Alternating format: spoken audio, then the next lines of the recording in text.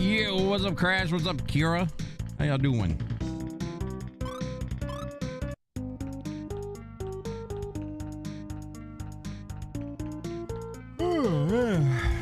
Sorry I'm late today. Had a nice little phone call earlier.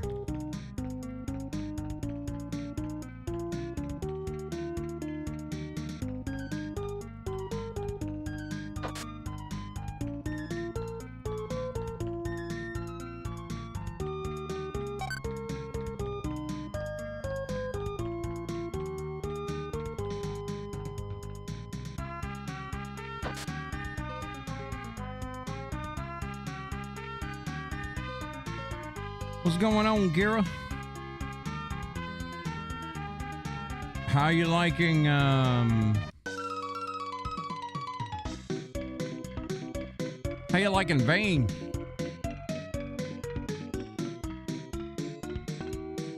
Yes, whatever these are, sesame balls.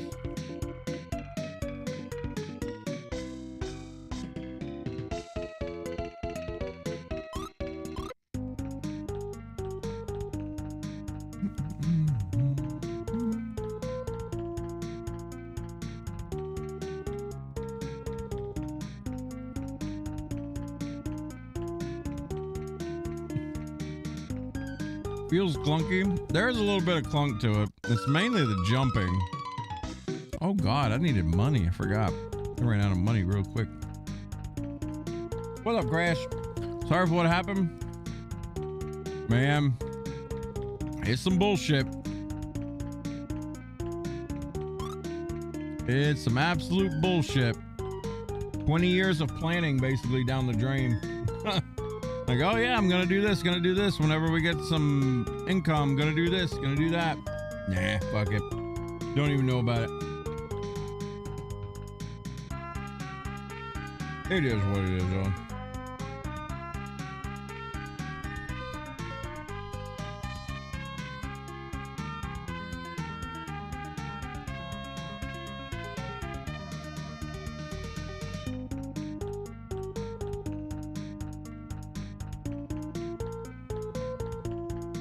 You're surprised there isn't a block ability? If you right click, there's like a knockback kind of thing. Your 1 million points are gone. Oh, for like channel points? Small claims court? No, I can't do small claims court with that stuff because I didn't actually own it. Right? I did something stupid. I put a little bit of trust into I mean, fuck it, I'll be honest with you guys. A fucking gambling degenerate family member put a little bit of trust in him to take care of things since I'm in Seattle and not in fucking Arkansas, and you know, he got his name put on everything because I trusted him. And stupid motherfucker decided, man, you know what? I need some money right now. So just boop, sold it all. I shouldn't even be talking about it, honestly, but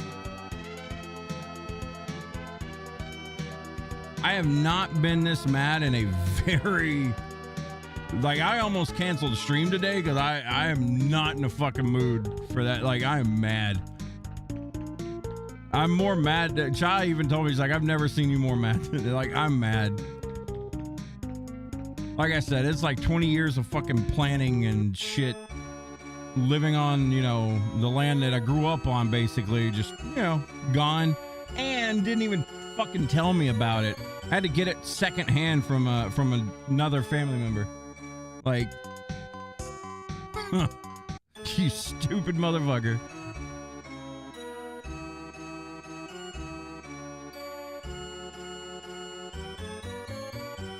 What? Lesson learned. Never trust a fucking gambling degenerate stupid fuck, I guess.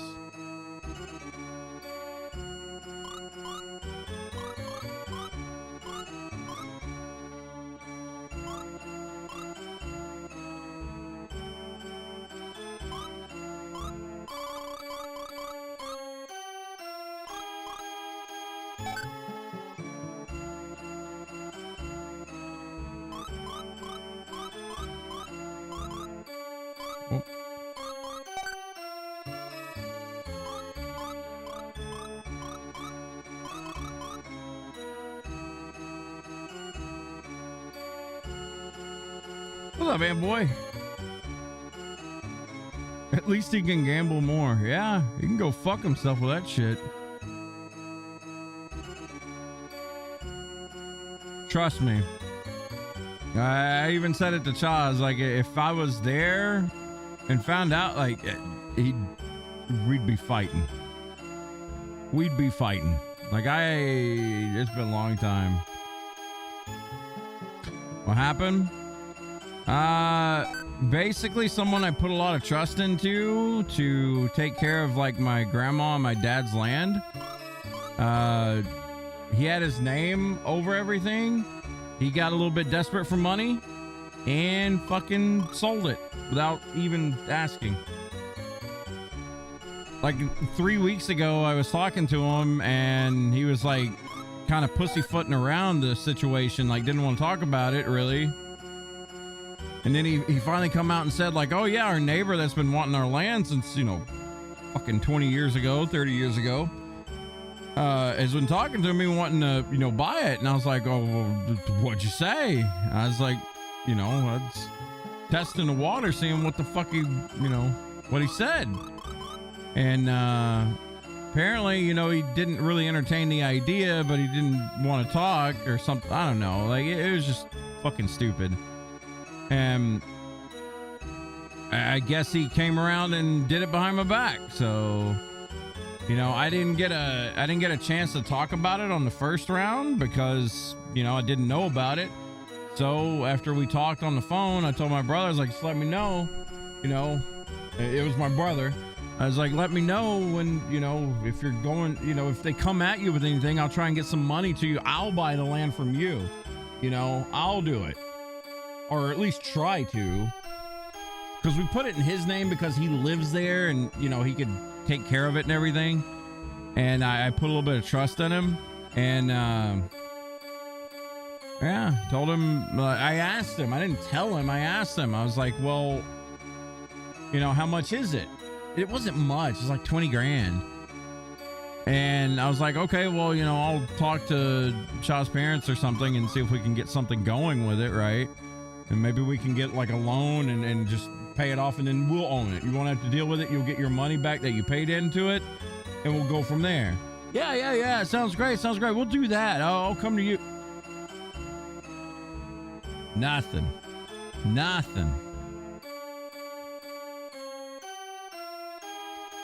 And then I found out through another party today that he sold it. So I still haven't talked to him about it.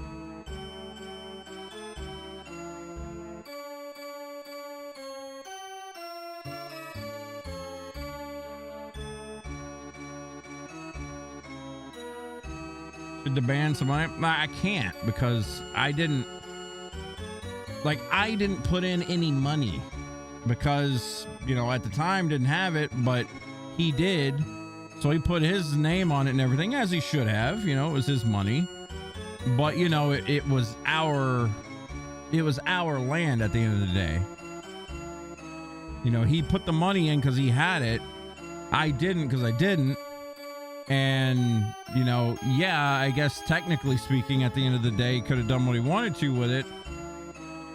I'm not mad at the fact that he sold it. I'm mad at the fact that he didn't fucking say up, down, left, or right to me. Like, he just fucking did it behind my back. Didn't say anything to me. Didn't even give me the opportunity to fucking buy it from him, kind of thing. But whatever. Man, where am I fucking going in this game?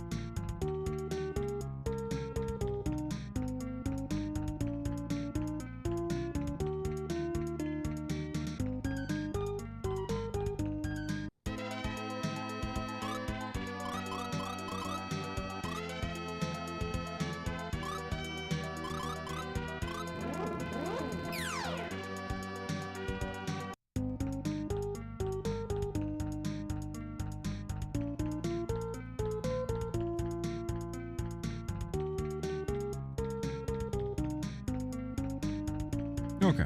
Talk to this guy and then go back to Odell.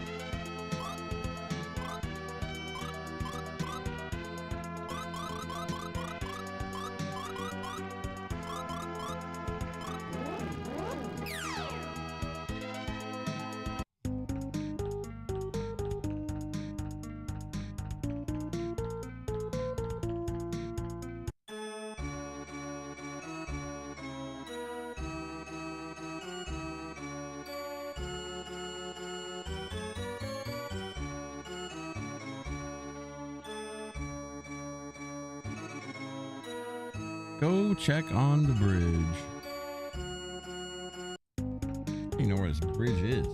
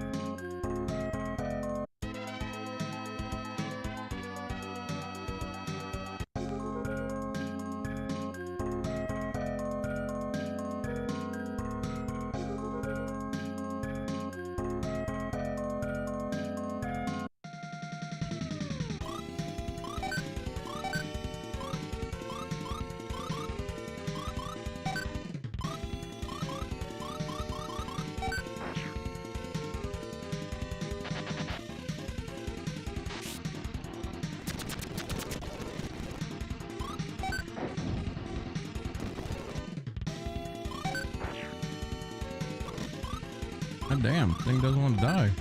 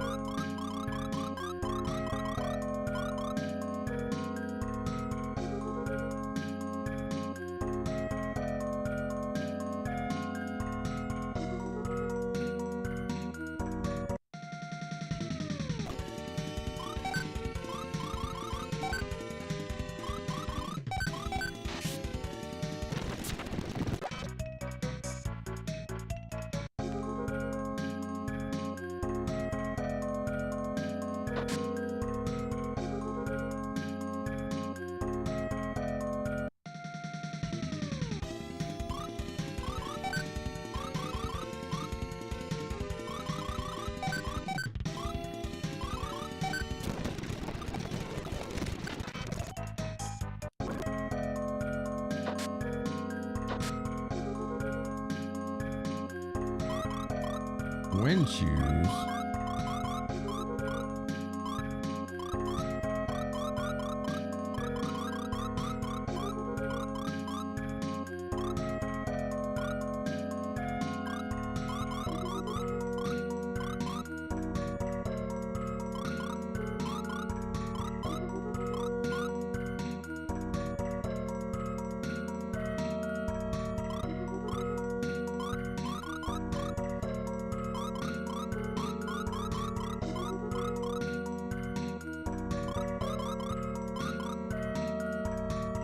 What's up, Judd?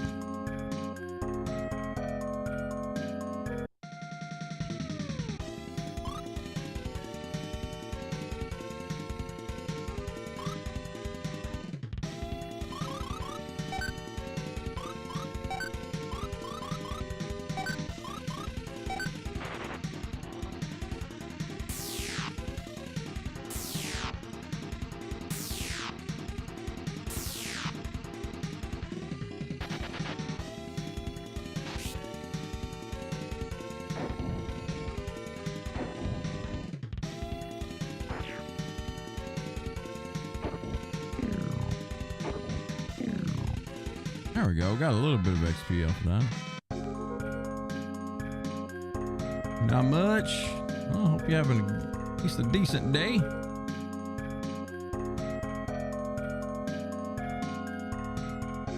Currently getting lost in Lufia. Roaming.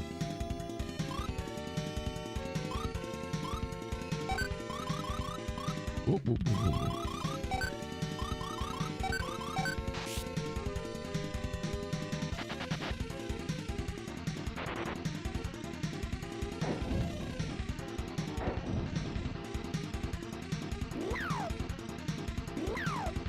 You guys already got snow your way, Kira? What the hell?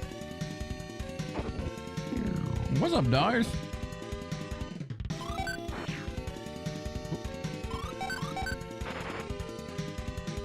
I was talking to Mom earlier today, and she said that this winter apparently is supposed to be pretty rough down that way.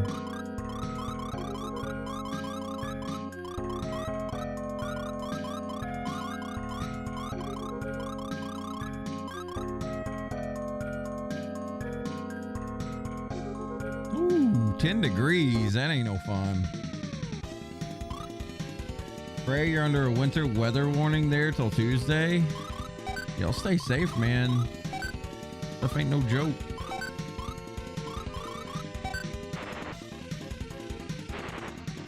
What's up, Termolium?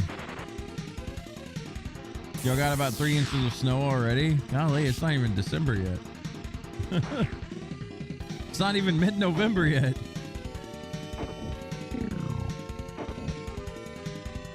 I guess it's close enough.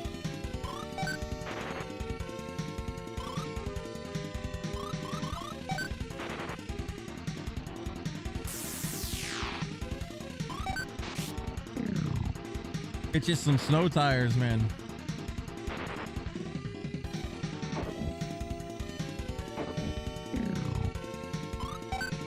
Oh man, what always feels bad to me is when it snows, especially for the first time. And then, like, before you know it, it's hot again or warm, and you just have to deal with slush all over the road. Like, I hate that stuff, man. You feel like you gotta wash your car every time you take it out because it's just muddy, slushy crap everywhere. Taz put up a Christmas tree.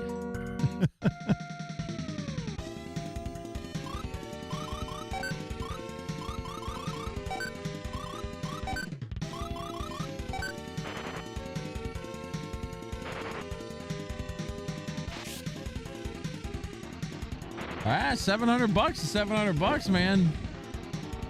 That's a chunk of money.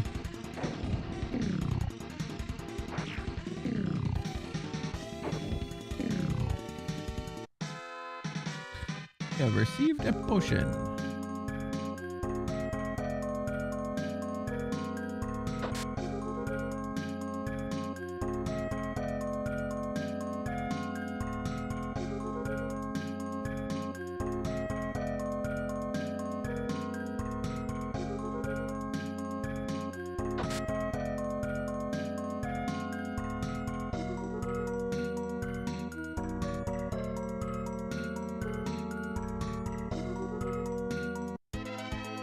Oh. We want to go south. West.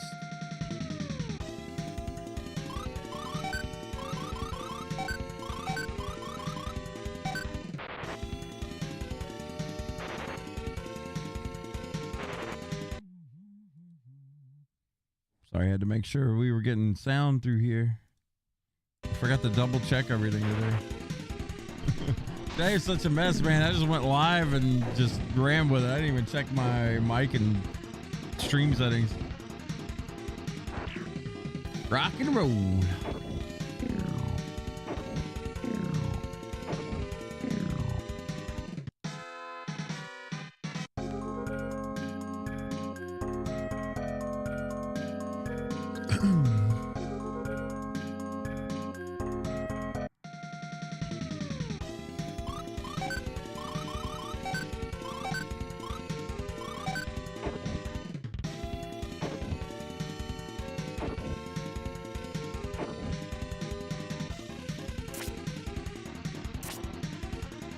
He was listening to some chick yell at the clerks about her tires while I was chilling in the waiting room. Hearing them switching out your tires. Had $300 tires on her car and they couldn't fix it. Ooh. Uh-oh.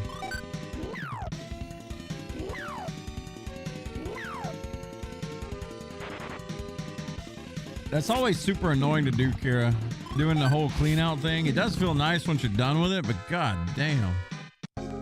Doing it, especially that, like if you got a big deep freeze or something like that, cleaning out deep freezes was so annoying.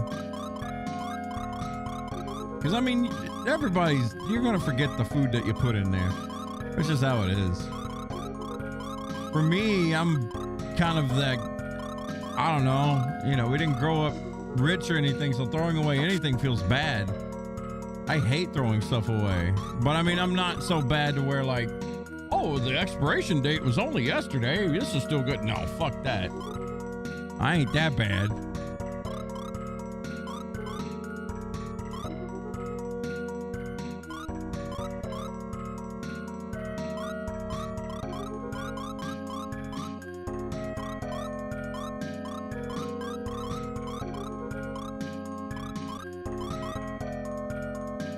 Why is a glass robe a weapon? That seems like a mistranslation.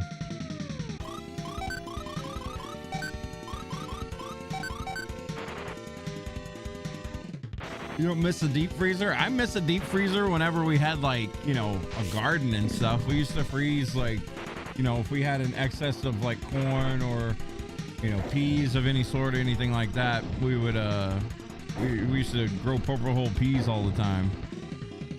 If we had an excess of anything like that, we would put it in the deep freezer. Yeah, I ignore it on medication because I feel like, you know, that shit just don't go bad. I could be wrong, maybe it does, but okay, this is a little dangerous.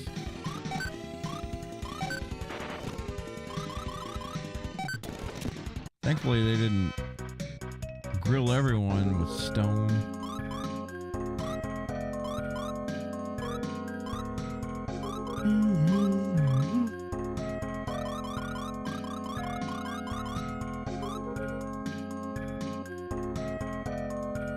Being a whip from that, I'm pretty sure they meant to say it as a glass rope. He was always the one to deal with it and put stuff in it. And with your spaghetti arms, it was hell. I mean, you know, it gets exhausting. In and out, in and out. Jeff, stop getting stoned on Twitch. I know, Skinny. What's up, man? I tell you what, today I probably deserve to get stoned. I should get stoned. Fuck it. No, fuck that shit. I don't like that stuff.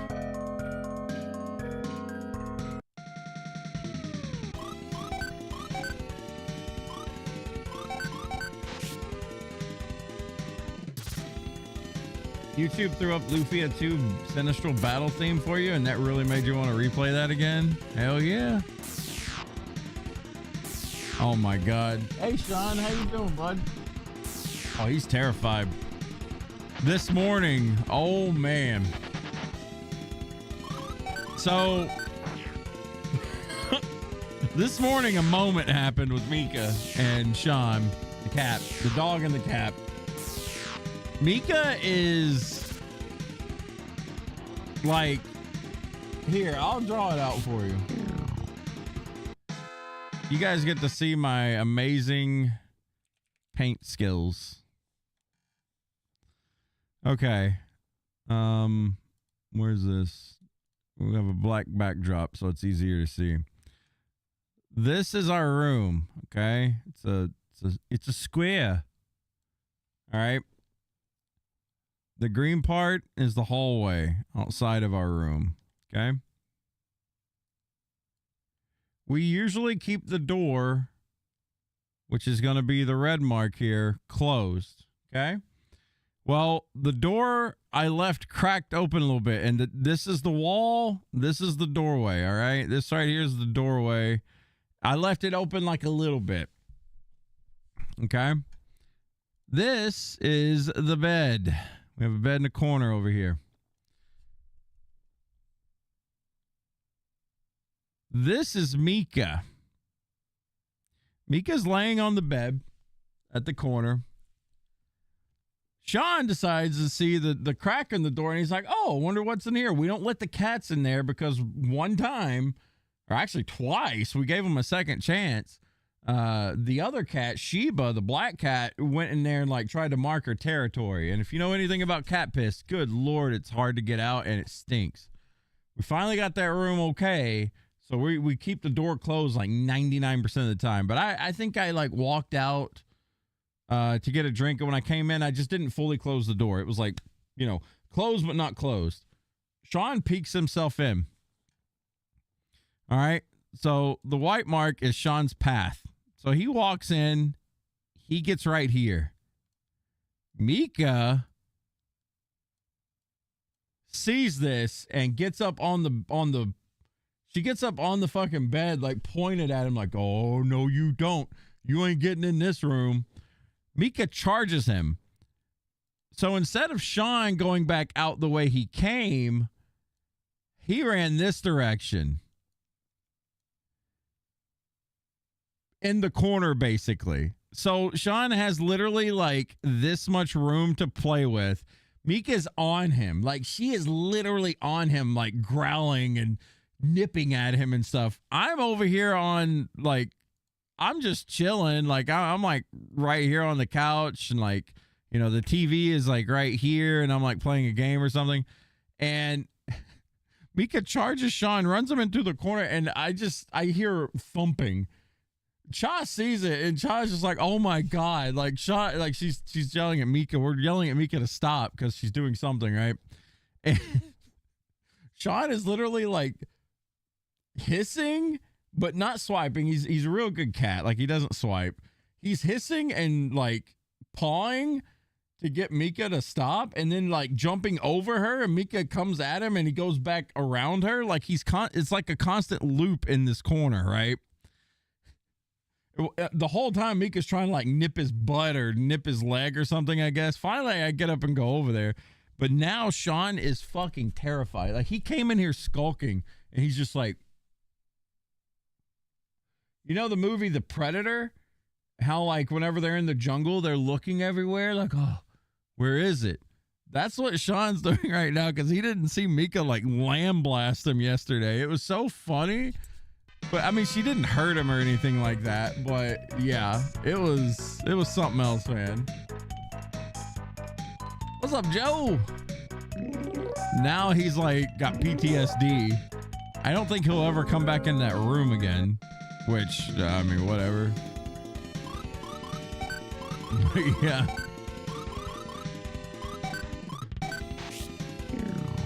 Mika was obviously proud of herself. Confused.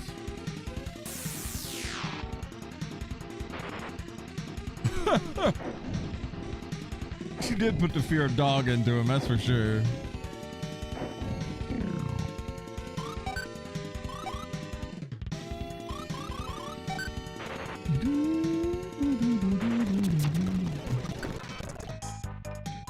Sometimes the battle animations just take a little bit too long.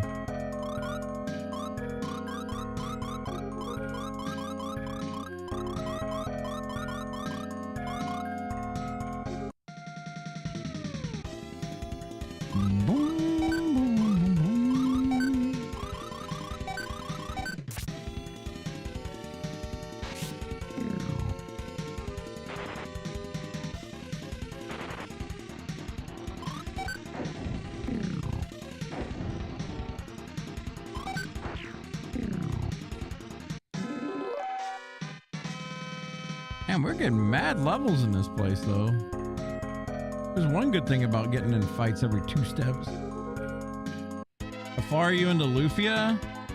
I think we're like roughly midpoint-ish. That's not where we need to go.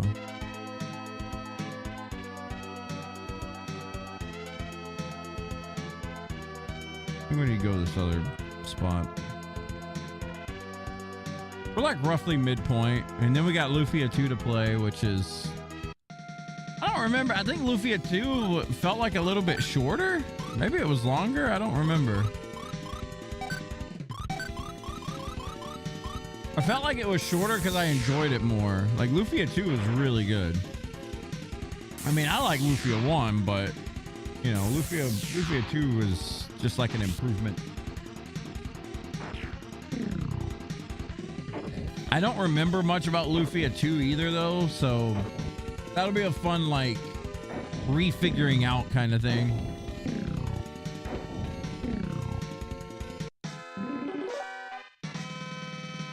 I remember more about Lufia 1 than I do 2, but I do remember loving Lufia 2.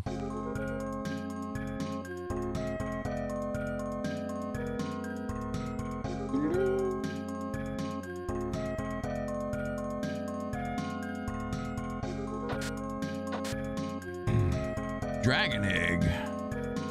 Grant my wishes.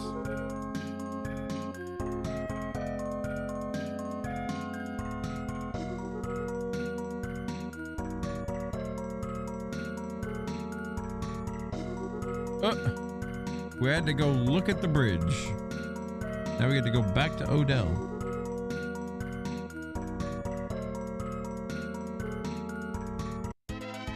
And we're lazy, so we're gonna swing wing.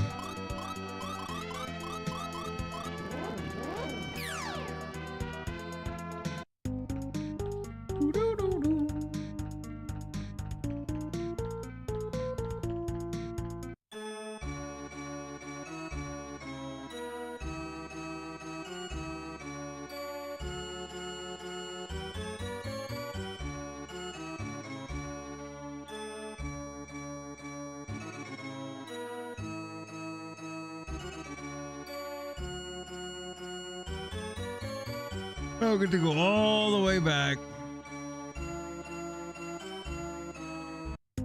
Some good old school JRPGs that were like, yeah, go here, explore here, come back, then go back, then come back again, then go back again.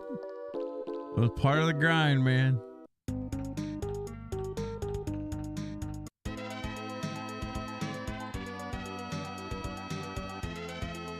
This was a time before cell phones, you know.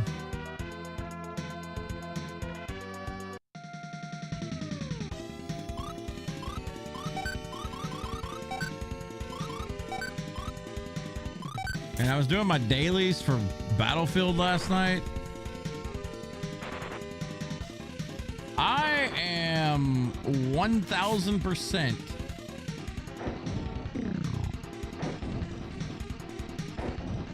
in hatred of assault rifles in that game.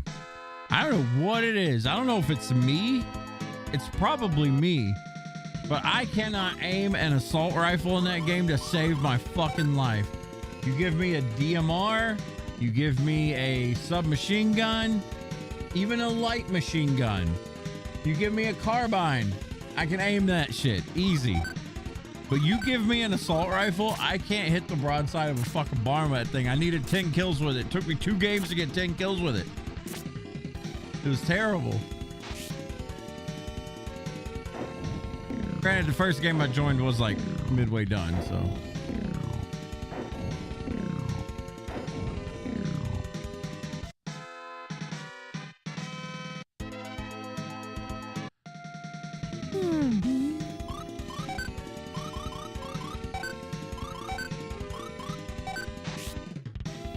By the way, you guys aren't getting any drop frames today, right?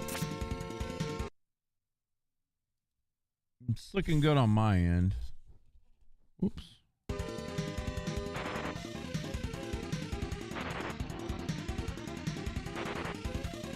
Yeah, dude, I don't know what was going on with Twitch yesterday, but or day before, whenever the fuck we were streaming on YouTube only.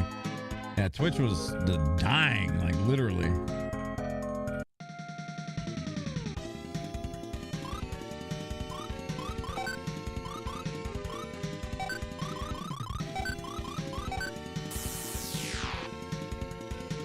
Happens to you? Sometimes you just join a lopsided match and get ganked every time you turn around. That's exactly what happened to me. We were on the snowy mountain map. Our team was pushed all the way back to A on that map, which like we spawned on left side. And if I didn't spawn in base, then I was getting shot in the back as soon as I spawned. It was like, fuck. It was bad. The only weird thing today is you apparently lost all of your channel point stuff. I killed it. I didn't kill your points. I'm pretty sure if I enable them, it'll come it back, but come it back. That's a word. I just disabled it. We had that cringy ass dude come in last night, fucking bitching about a water hydrate redeem or something. And I was just like, you know what? We don't even use redeems at this point. Don't get me wrong. I appreciate, you know, I disabled all that shit, like the streaks, the watch streak stuff, so that wouldn't pop up for people anymore. The channel point thing, which I think is fucking retarded anyway. I honestly don't like channel points. I've never liked channel points. I seen a chance to disable them, so I said, fuck it, burning it. I think you'll get your stuff back though. If I re-enable it, I'm pretty sure you get your stuff back. I mean, if you do, great. If you don't, I mean, sorry, but we didn't have anything to spend it on anyway. I appreciate it, don't get me wrong, but at the end of the day, that shit's fucking retarded, so.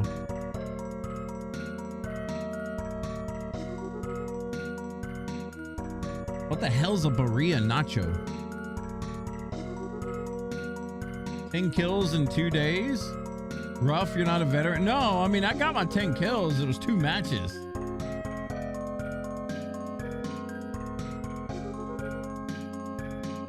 He was watching that this morning. It was weird as fuck. Yeah, I don't know. It was like someone came in. I mean, it wasn't like a bad thing, but it was one of those moments where it's like, do you literally go around to random channels hitting the redemption to hydrate?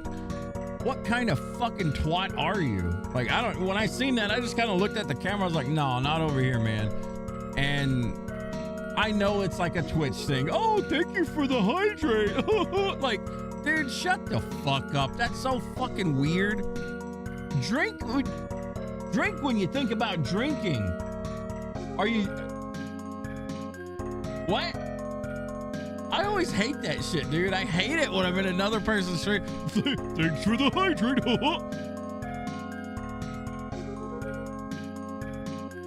So fucking lame, dude. It's cringy as fuck. It's cringy as fuck. Y'all gonna get a lot of rants out of me today. I'm fucking just like, I am not happy Jeff today, and I apologize in advance. I'm sorry. I'm probably a little fucking PMSy today. Like I got sand in my vagina. I apologize in advance, but I ain't had a good day today. I'm fucking mad. I'm not gonna take it out and jump on anybody's case, but I will go on rants today. I should have told him to pound sand.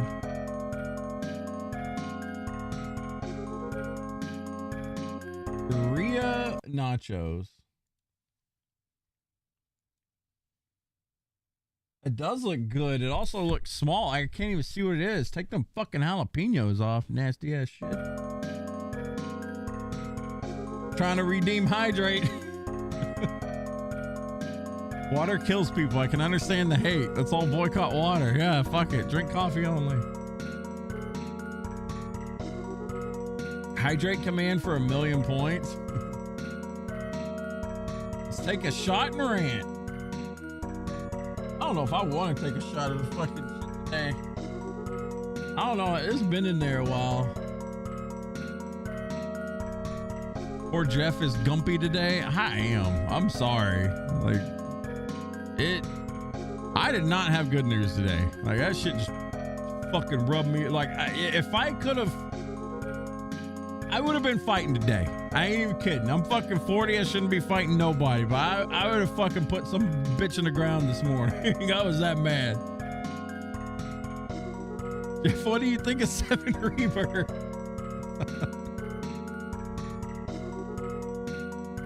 You're kind of grumpy too. Minecraft keeps messing up. That's 2 worlds lost now. Oh, you're losing worlds? Wash your vagina, Jeff. Nobody gonna do it for you. You don't know that.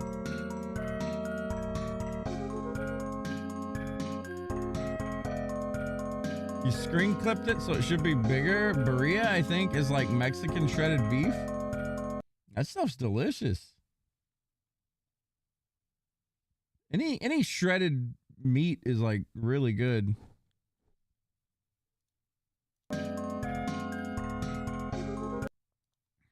Jeff woke up today, looked in the mirror, saw the grumpy old man from up staring back. No, Jeff got a phone call today saying that his family land was sold off and I didn't hear up, down, dick, or left about it. That's what happened to Jeff this morning. So basically the past like 20 years of planning and thinking like, okay, need to do this, need to do that. When I come into some money, we're going to make this, we're going to do that.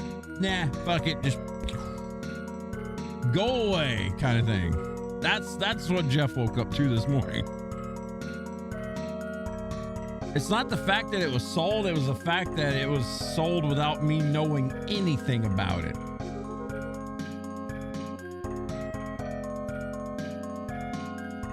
Could have gotten drunk, woke up, saw the old man in your bed, and realized you fuck. I mean, it is what it is. Like, I mean, I'm mad now, but I'll get over it, right?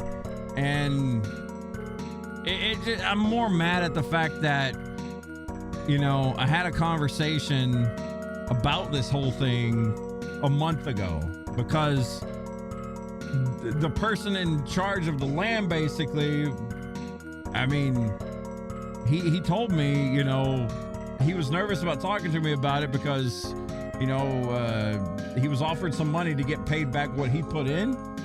And I don't have my name on it at all, right? Like, so the land went. Here's the situation. When my dad got put in a nursing home like 5 years ago before he died, he didn't do anything with the land. Like, he didn't prep anything, right? He basically just thought, I guess, he would live forever. So when he died, all that land went to the state. So my brother, living where he was at the time, back home in Arkansas, he purchased it from the state. But it was under the agreement that it was a joint thing between me and him, even though I didn't have any money at the time. You know, I was just like, you know, this is you right now. Like, this is all your call, right? And he's like, yeah, but it's your land too, because we both grew up on it. Like, that was home. I mean, it's overgrown and stuff now, but we both had ideas of clearing it off and like possibly building something there for the both of us to like either vacation at, stay at. He has horses. Maybe he could put his thoroughbreds on the farm, something, whatever. Well, then come months ago or whatever, I guess the neighbor who's been eyeing that land for like 30 years came at him with an offer, but it wasn't enough to pay off like what he put into it, so he denied it. But he didn't let me know about it until I brought it up, like talking to him about it, and he told me about it. I was like, dude, tell me when these things happen. And, you know, he was looking for something like 20 grand to get what he put into it back out of it. I was like, okay, well, cool. Give me like a month. At the time, Cha's parents were in Indonesia.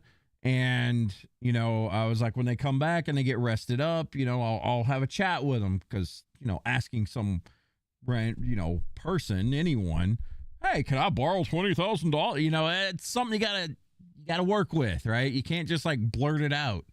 So I was thinking of a way to, you know, ask them for 20 grand basically to buy my land back. All right. So talking to him about this, he's like, yeah, that's cool. We'll do that. That sounds way better. It'll say in our name, yada, yada. I'm like, yeah, cool. All kosher. Just give me some time. And this morning I found out that he just sold it. And I didn't say fucking anything to me. So I'm like, okay, cool.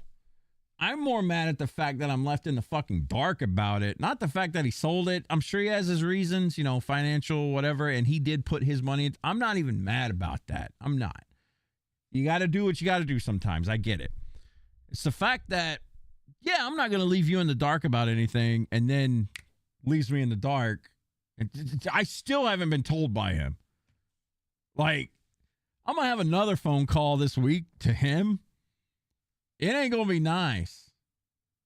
You guys didn't have the lawyers involved? No, because, I didn't have any money in it, right?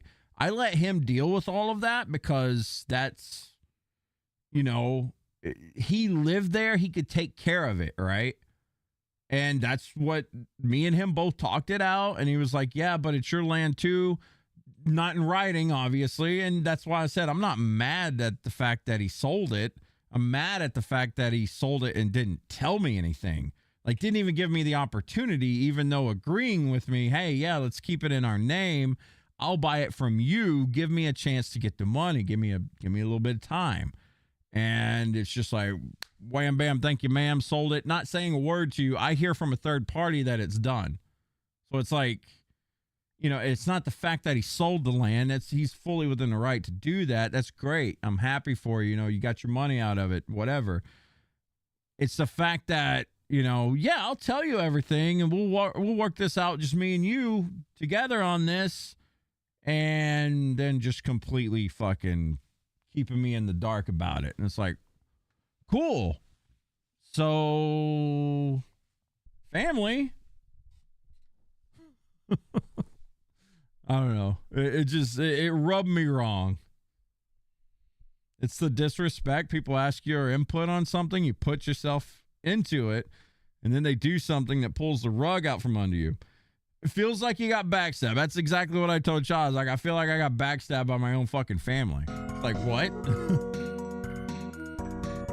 And like I said, I don't know how long it's been sold, but I'm just like left in the dark with it, right?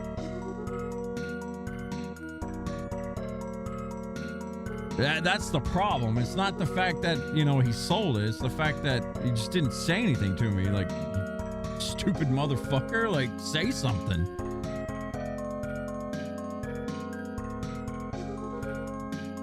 But that's why I'm a little touchy today. I'm sorry.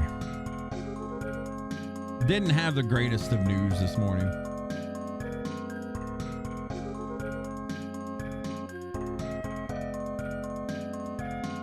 Look at this cliff on the right.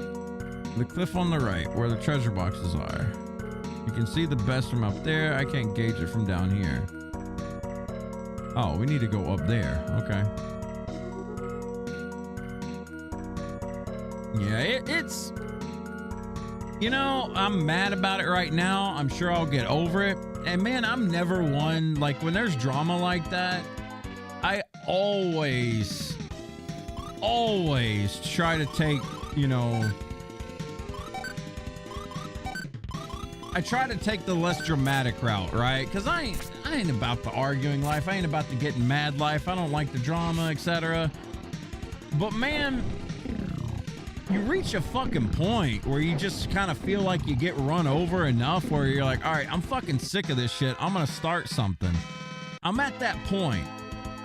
Like, I'm at that point right now where it's like, man, I really have kept quiet about a bunch of this shit to you, but it's like, fuck off at this point. That's where I'm at right now.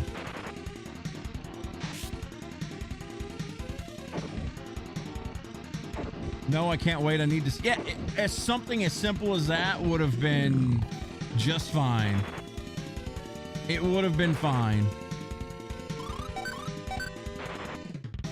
Uh-oh. Uh-oh, we got turned to stone. We'll be fine.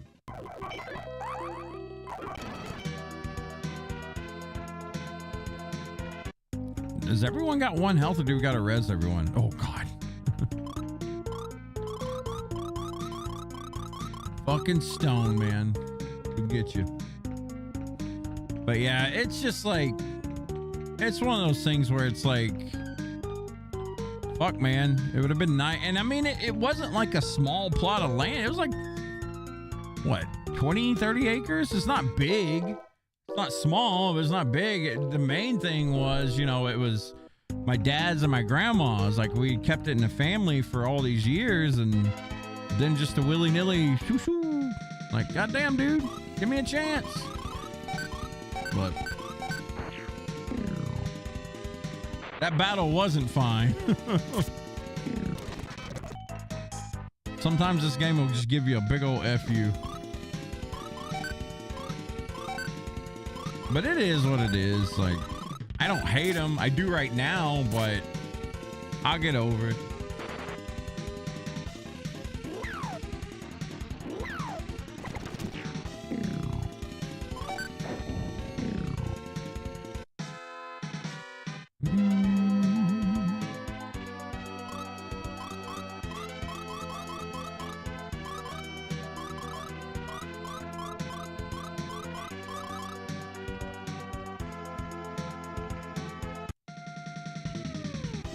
You should get a Baconator? No. Last thing I need to do is fuck my health even more.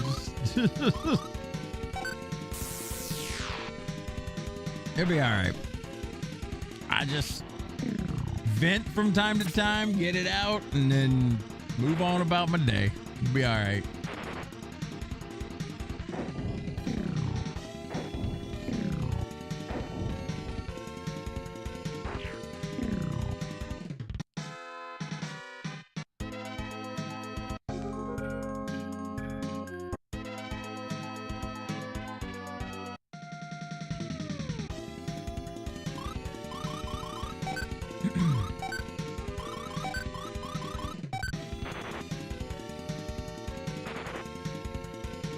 Few shots of whiskey and a nice cup and a cigar. I gotta order some more cigars.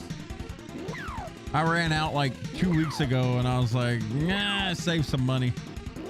Lots of games coming out. I choose video games over cigars. One would be real nice right now, let me tell you though.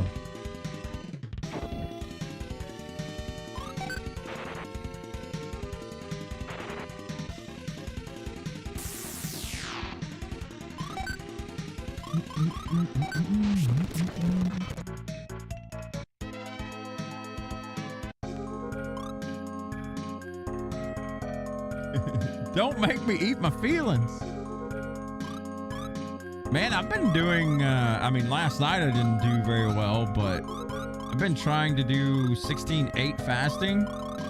Like you go 16/8 or 16 hours without eating, and then you got an 8-hour window when you do eat.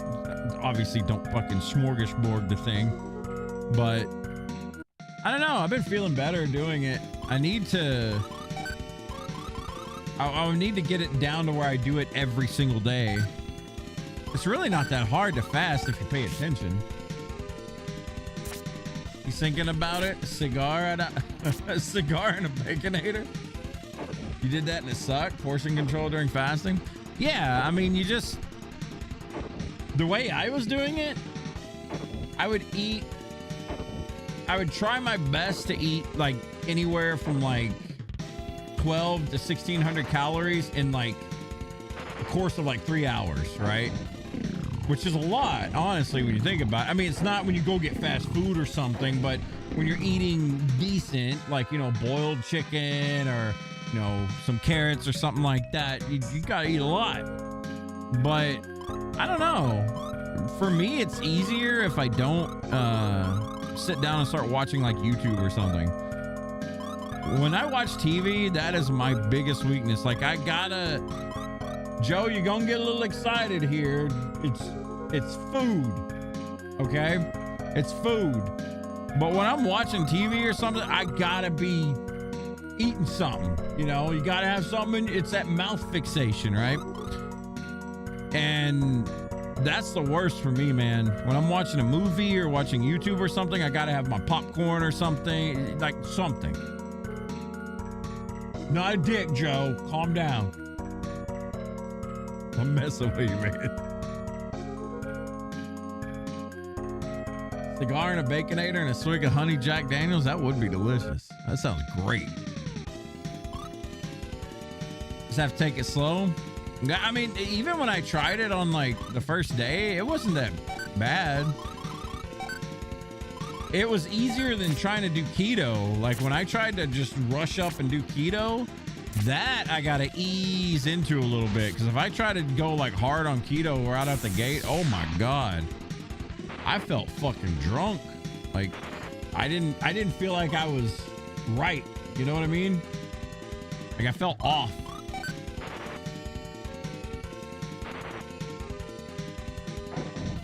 Sounds like a lot of stuff I can't be asked doing. I eat cakes, not dill pickle. That's something that's really good in a diet. Dill pickles, like literal dill pickles, not the pickles you're talking about. That is a, that's like a, for me, it's good because it's like an appetite killer. I love fucking dill pickles, man. They're good.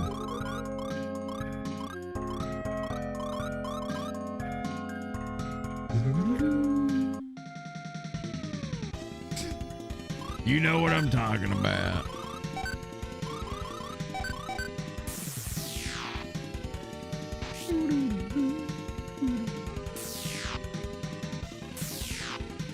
The reason I say we didn't do too good last night is because we ended up making brownies.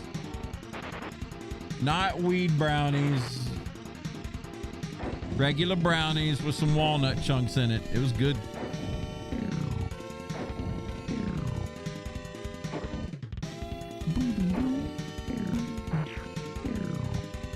Bam, got them all.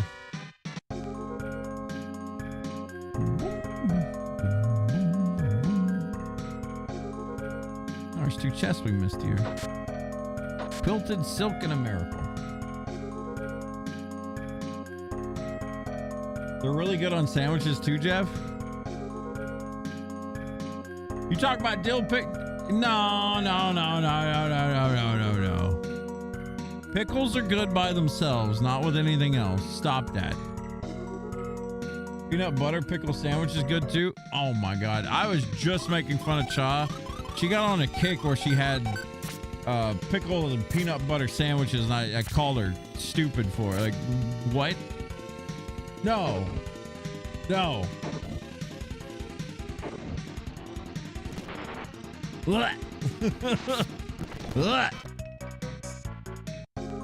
Pickles are Satan's spawn and should be eradicated. No, pickles are good. Just not with something like fucking peanut butter, man. What the hell's wrong with y'all?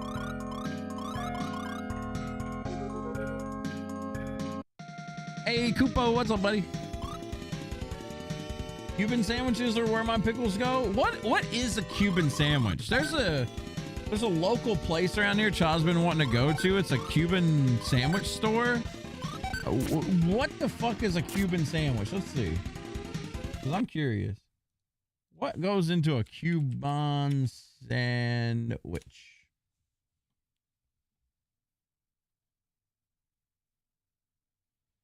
It's ham, roasted pork, Swiss cheese, pickles, mustard, and some salami on Cuban bread. Man, you take that mustard and pickles out, I'll eat it. Ain't about that mustard pickle life, though. Pickles are just cucumber soaked in vinegar. They are. They're good.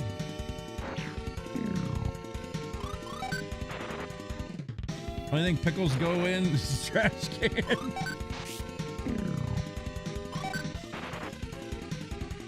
I still stand by it today. Corned beef sandwich is like best sandwich. Roast beef sandwich, best. Like your man.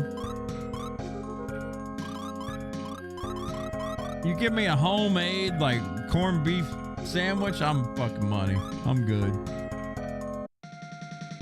Here's how you make a Cuban sandwich. First, you cut up a bunch of Cubans, the cigars, obviously. Blah.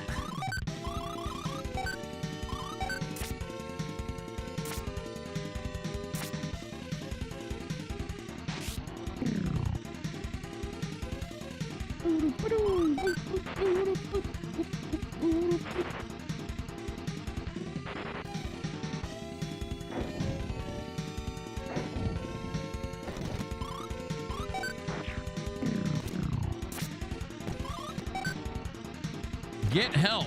Stop getting help, you damn things.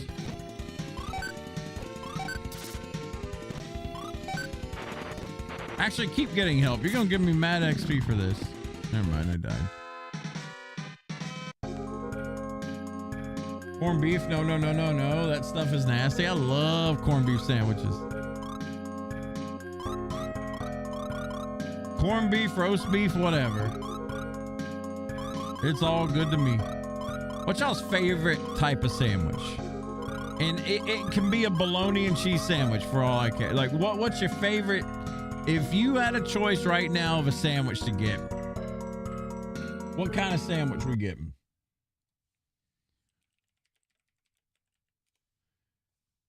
Now, I know, look, this isn't Hope Solo, okay? But this sandwich right here, this is money. This isn't Hope Solo, the Olympic female star, all right? This is roast beef sandwich. Just gonna throw that out there before somebody gets the wrong idea. This right here is it. That's it right there.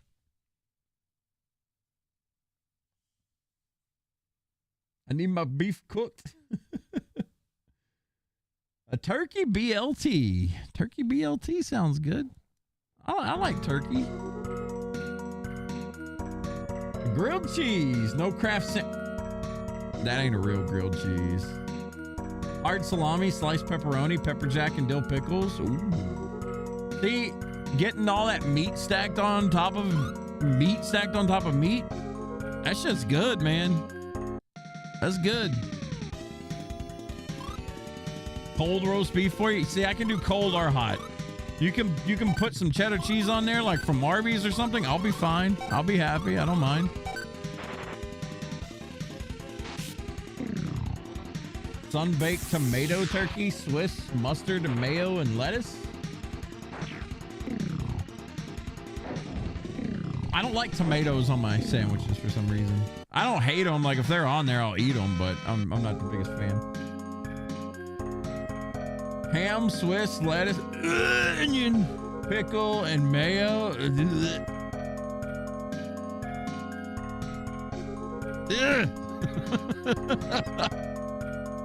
Onion. God damn. If the onion is cooked, I'm with Cruz on this. Cruz cannot eat like regular onion. Like it gotta be cooked. But ham and Swiss, money. Philly cheesesteak sandwich, yeah, boy. Philly cheesesteak sandwiches are really good.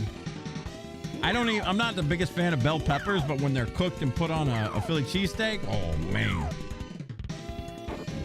Tomato is just seasoning on the crust of the turkey.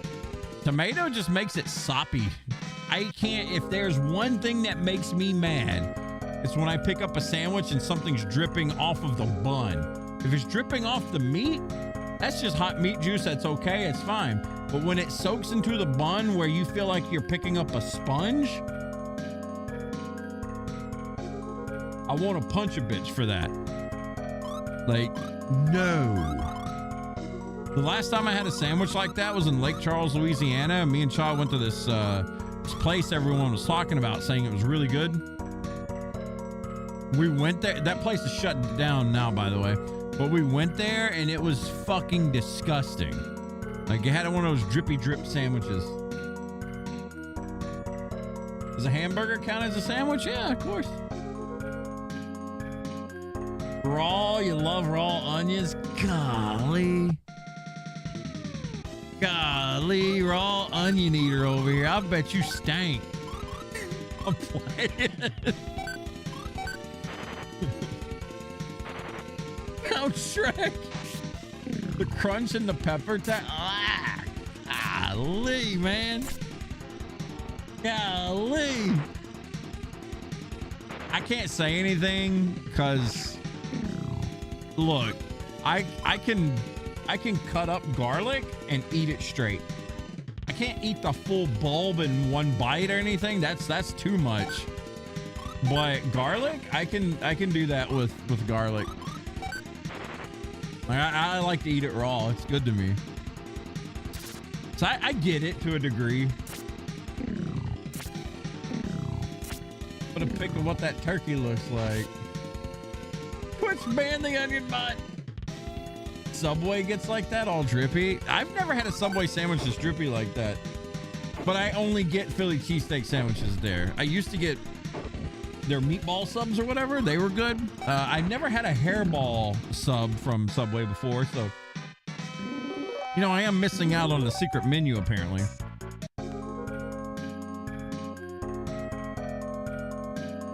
Smell that breath from Tennessee. You need a BLT sandwich? Yeah. Sounds good, man. You get it, Jeff. Yeah, I get it. I get it. I just don't agree with it. You can't eat raw garlic, but garlic bread is one of your favorite things. Oh my God, dude. You know those pictures of like, I'm sure all of you have seen like, it has like two girls lined up and one has like a nice ass and the other one has a flat ass. And the one with the round ass is like garlic bread. And then the other one with the flat ass is the regular bread. That's it. Like, that's it. Like whoever made that is 100% correct. Like that's what garlic bread is to regular bread. 100% correct.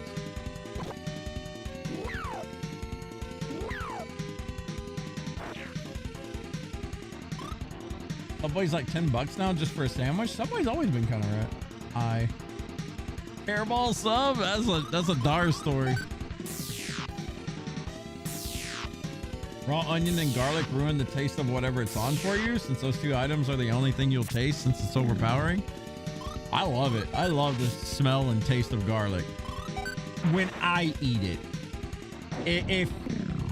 If someone else eats garlic and gets around me, I think it stinks. But when I eat it and it's my stank breath, I'm fine. I'm good. It's like those weird people that are just like, yeah, my farts don't stink. Motherfucker, you stink. You just don't think you stink. It's kind of like that. It's a weird like mind thing.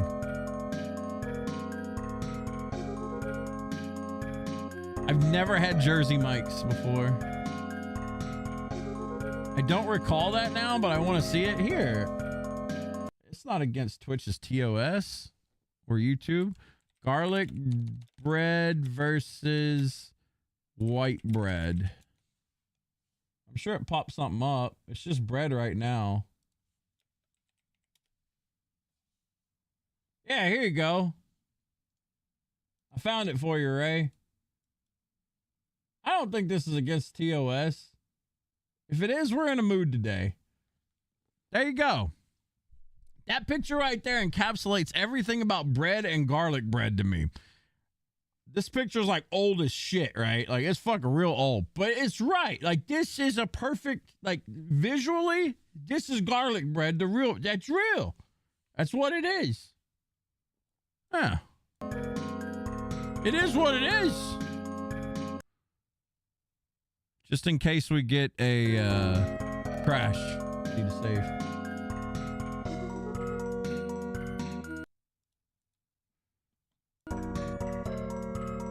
Jesus Christ. Ray ain't never seen no bubble butt before. Goddamn.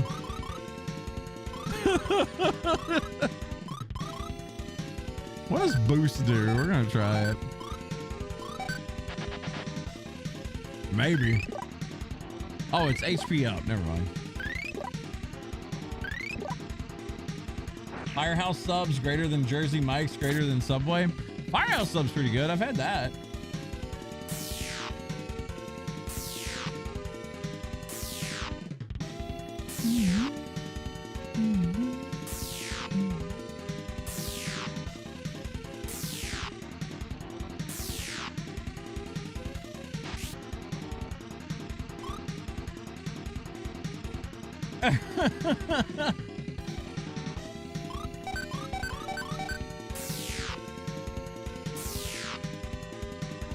Can someone post the link so I can avoid or block it? Oh, all you gotta do is type in garlic bread versus white bread ass. There you go. Now make sure you're not streaming or anything while you do it, you know.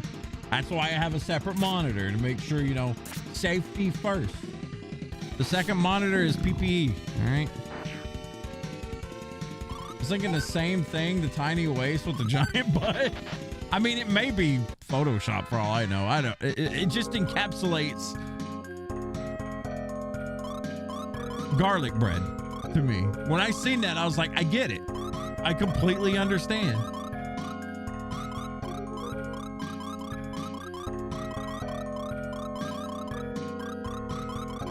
And I do.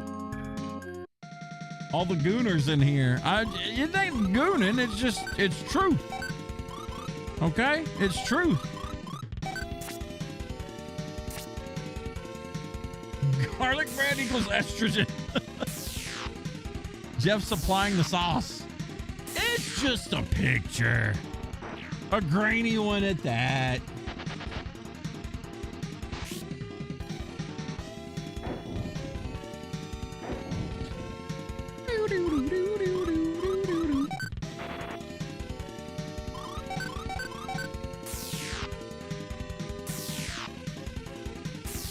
I'm just gonna tell you this right now. You gotta be down some kind of bad if you're gooning to that.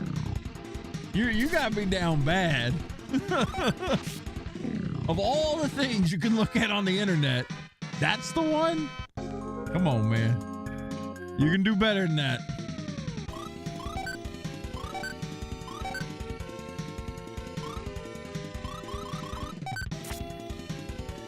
Good old-fashioned advertising. There you go. Can't wait to see all the garlic bread pictures on Vane. God. I should totally litter that fucking game with like random fucking shit. If you can change the pictures up? Yeah. You can do better, but do you want to? That's true. Can't argue that, Ray.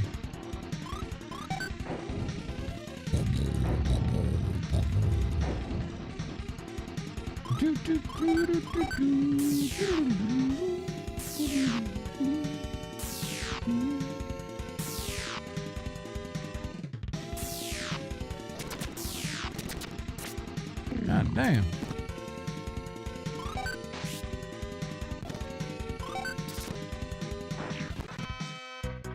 $8K XP off that? I would fucking hope so. Jesus Christ. Oops, I'm wasting mana.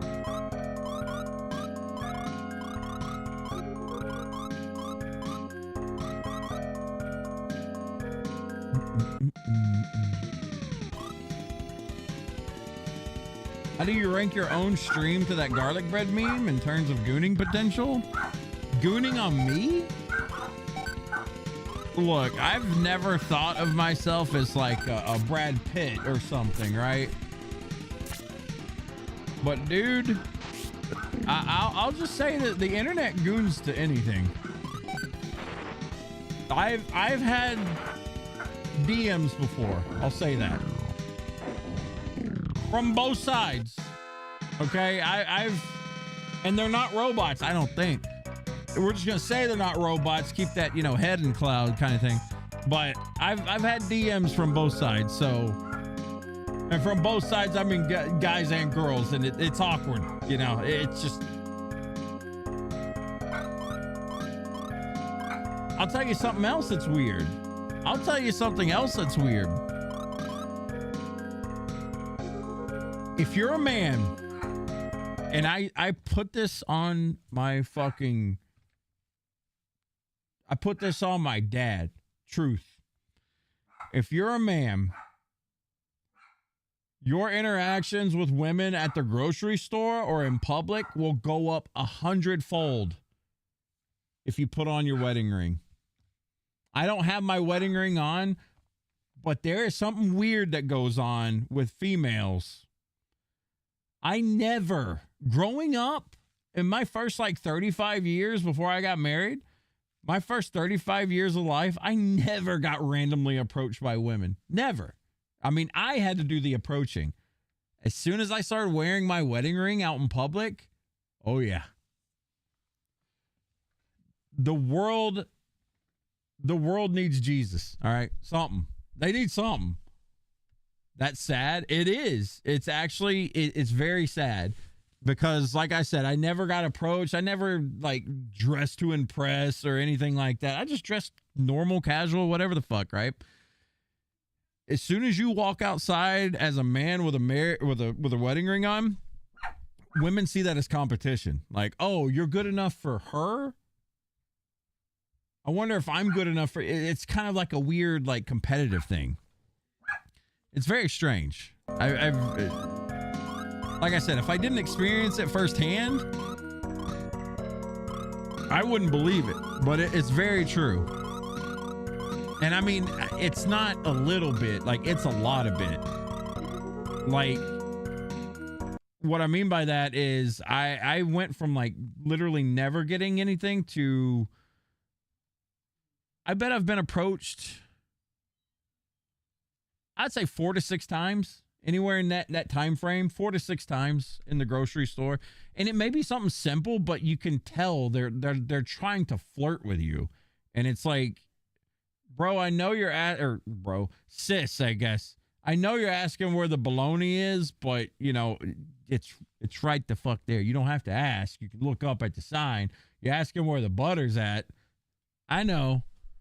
And they keep trying to talk to you about stuff like, oh, how's your day going? Good. I'm here to buy some chips and get out of here. Bye. He's willing to commit. Gimme. Yeah. It's strange, man. Very strange. I don't want your garlic bread.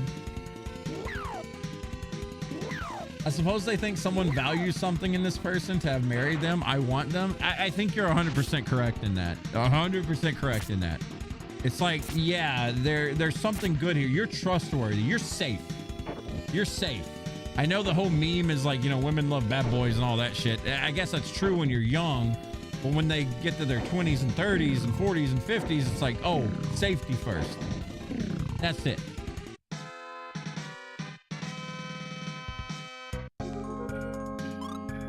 And like I said, it got to a point where it was uncomfortable enough for me to where I don't even go out in public with my wedding ring on. And here's the thing. Here's the real kicker. For guys, it doesn't even matter. For you girls out there, if you got a wedding ring on or not, guys don't give a fuck. They never look at that. They look at your tits, they look at your ass, and they're like, I want that. That's as simple as it is. That's all it is. Simple. Easy to figure out. Women may have this giant list of things, but for the majority of men, I'm not going to say all of them. You can't lump everyone into a single thing here, but the majority. I'll say this. You want to do something funny? Rig you up something get your cell phone. Get a cell phone, any cell phone, buy a cheap one. Sew the camera portion to your, not your butt, but wear a backpack and a small bag or something and put a camera on and turn it on. Go into the grocery store and just walk by people. And the amount of times you're gonna see that. Just do it. Just fucking do it. You'll see men with women on their side fucking walk by. Just do it. Just do it. See what happens. If you don't believe me, just do it. You don't even... Here's the thing. You don't have to be a 10 out of 10. You can be a 4 out of 10. Men don't care. They really don't. They'll say that, but if you ever want to feel good about yourself and think like, man, do I get looked at in public? Just do it. Just do it. Is this advice for everyone or just women? I would say just women based off of my learning experience growing up, but I mean, I'm sure it goes both ways. You got me curious because I'm fairly Look, too many people out there have confidence issues because of their own brain. Don't get me wrong. I know a few people like this. There are people out there that are just butt fucking ugly. Like you can't be helped. There's some people out there like that. Don't get me wrong. And it sucks. Like you rolled the dice and it was a 1 and a 1 and a 1 and a 1. You didn't roll high. But if you're a fucking 3 or above, somebody's looking at. Get that confidence boost up. Somebody's looking at you. It's that easy. That meme about the dude checking out the girl's ass while the girlfriend looks at him angrily is funny because it's accurate. Damn, Jeff, you can't be helped. I'm dying. No, I know somebody. Look. I'm not going to do names. Hang on. Give me a second. Facebook. Look. And I know she never watches my stream. I know her. Like, this is one of the... I'm not even trying to be mean. God, I'm not trying to be mean. This is one of the ugliest people I've ever seen in my life.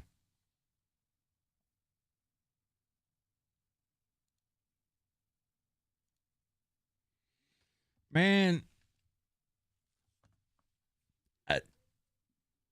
I don't want to post it. Who we talk about? No. She's not a meth head. She's clean. She's nice. She's not a druggie. She just hit every branch on the way down to that ugly tree. Like, God bless, boy. Whoo. Man, I'm not going to do this. That's evil. You know what? Fuck it. Let's get mean. There you go. Some people just can't be helped. All right? I'm just going to say that right now. Some people just cannot be helped with it. Like, you ugly. You ugly. She's a nice person. All right? But the only reason I even say that about that person is because they did a photo shoot in a bikini.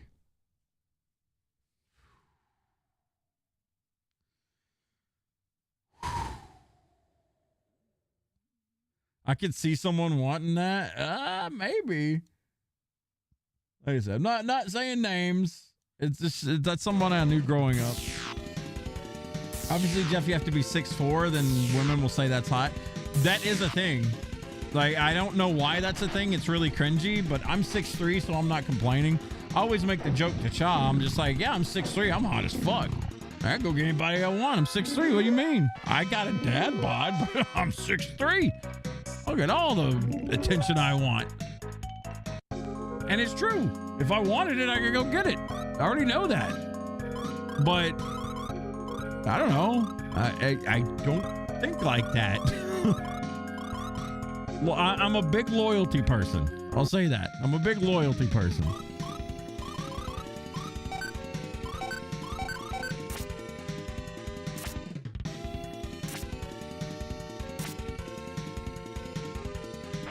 Sarah Jessica Parker's an attractive lady. Her teeth are kind of rowdy, but you know, it is what it is.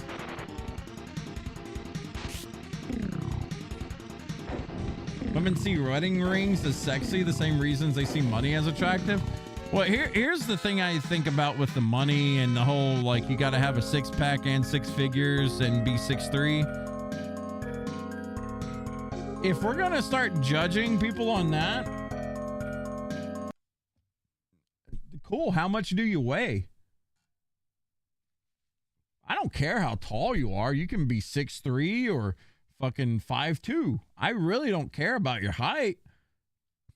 Are you a hog? Like, let's talk about that real quick. If you want to judge men based off of their height, let's judge you based off of your circumference. Like, how How jelly roll are you? You know? That's all I'm saying.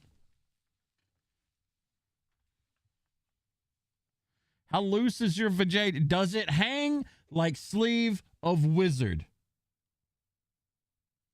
Let's ask the real questions here.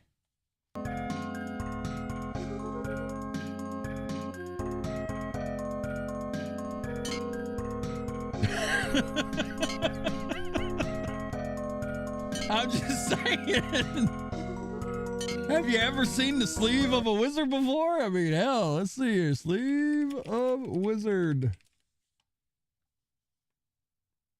Image. You guys seen oh my God. You guys seen Borat? You know the Borat thing. Yeah, wizard sleeve. Does it hang like a sleeve of wizard? Is what it is.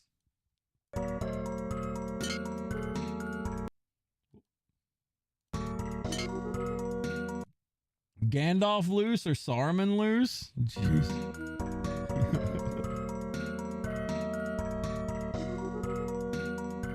I mean, I ain't never seen one bad like that. All right. Now, earlier we were looking at roast beef sandwiches, you know. But, no. Does it hang like a sleeve of wizard? Does it smell like yesterday's tuna? You know, there's questions need to be asked.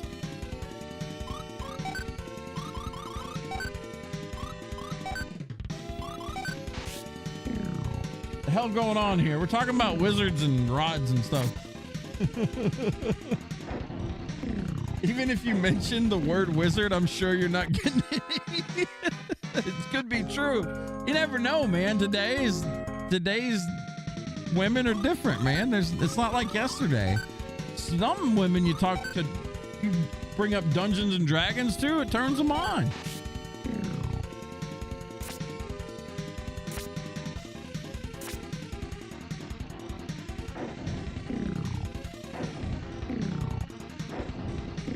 The type to literally tie a knot with. Oh my God.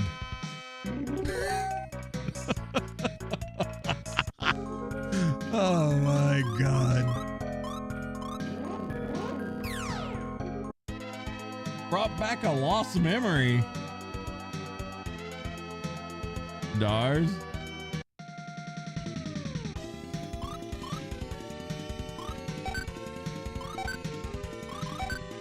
God, that reminds me of a story my brother told me a long time ago. There's this guy, now this is him hearing it from someone else. He didn't witness this himself, but there was this crazy guy back in the day at the racetrack that would fuck with people by, let's just say his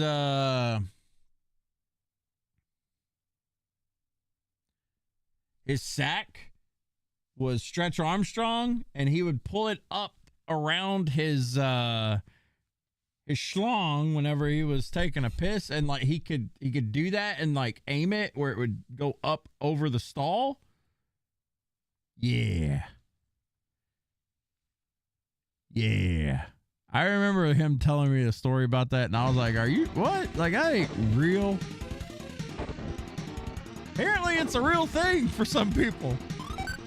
You can make like a parachute out of it or something, and just like fucking, I guess you can twist it up a certain way, and it just creates like a water hose. I don't know. Spoon Boy.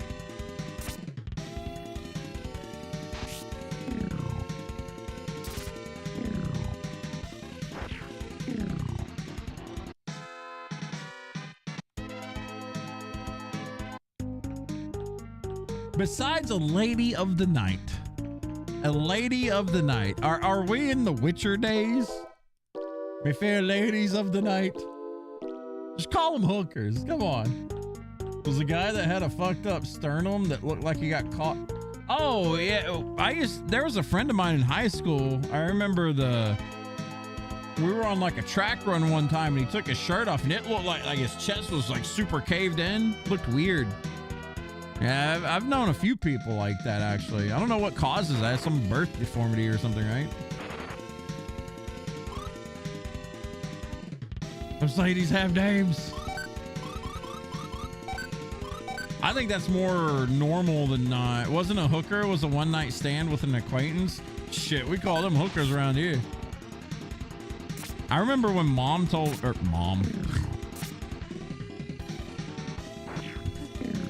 Not gonna tell that story. But on the hooker thing, I remember Cha was telling me back when we played Monster Hunter World, Cha was like, you need to lay off saying the name or saying the word hooker all the time. I was like, what you mean? Because we said it about everything was a hooker, right? You fight a monster, all this hooker. I didn't think it was that bad of a word. I still don't think it's a bad word, but I don't know. What's wrong with hooker, man? Pompoko?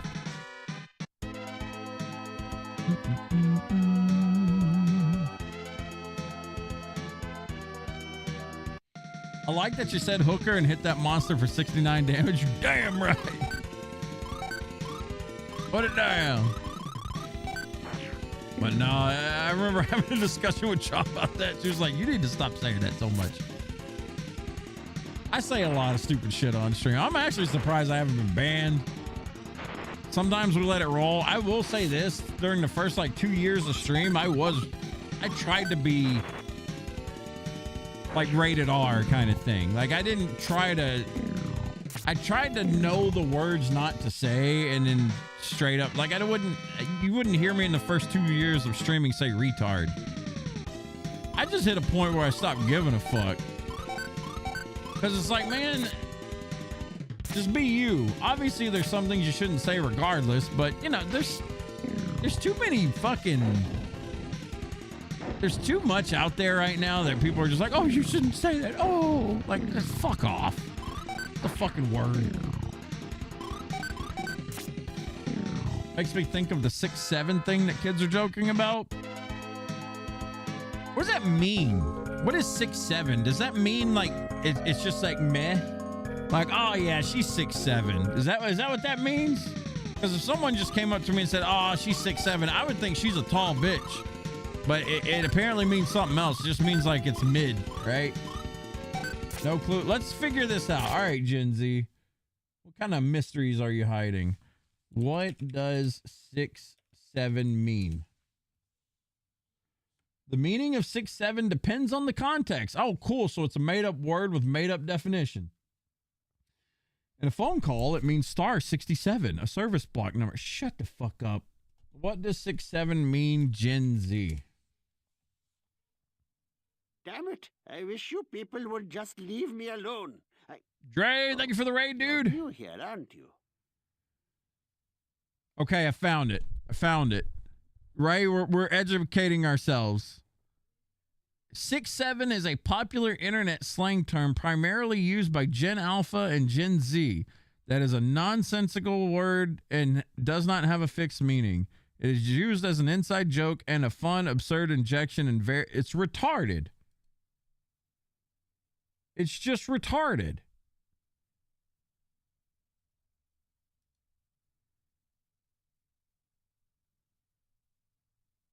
It's used especially by teens and tweens that is connected to a rap song and also to a 6'7" tall basketball players. What?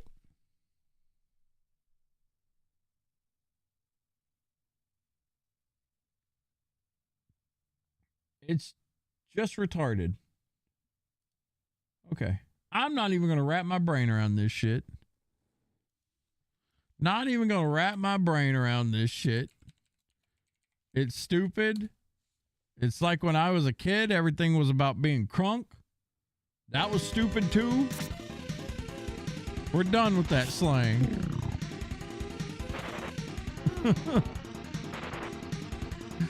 Appreciate the raid though, Dre. How's Arc Raiders, man?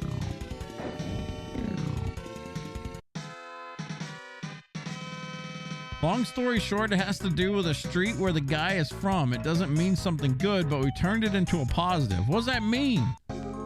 What's so bad about 6-7, the street that he came from? Was it like a hood street, hooker street? Like what was the deal with 6-7? I want to know the bad and the good. What's the bad and the good about it? Was 67th Street where all the hookers came from? Like what's the deal? I need to know these things. It's a hood street, has to do with gang stuff. All right, so now we got the bad out of the way. What's the positive with it? How did it get turned into a positive? How many people got? Shit, these days fucking everything's the goddamn hood, it feels like.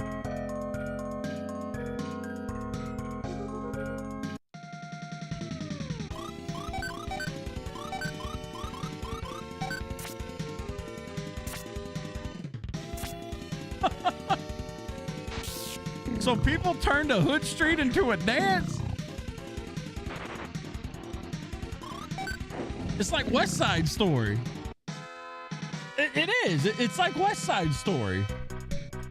They turned the bad into a dance too. It's the West Side Story. Y'all remember that terrible fucking musical? Oh, it's so artistic. No, motherfucker, that was boring. I remember our music teacher forced us to watch that shit one time. I was fucking mad watching this crap.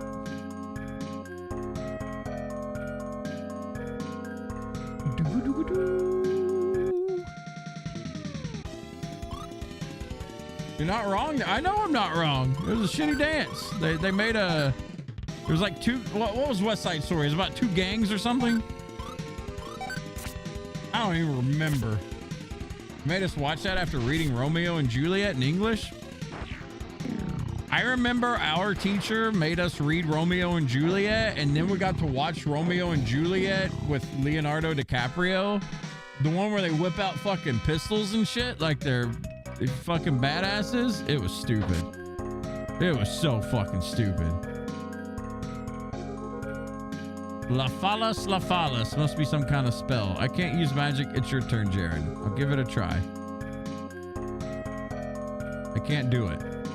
Stand back. It's my turn. I'll try now. Lufia did it.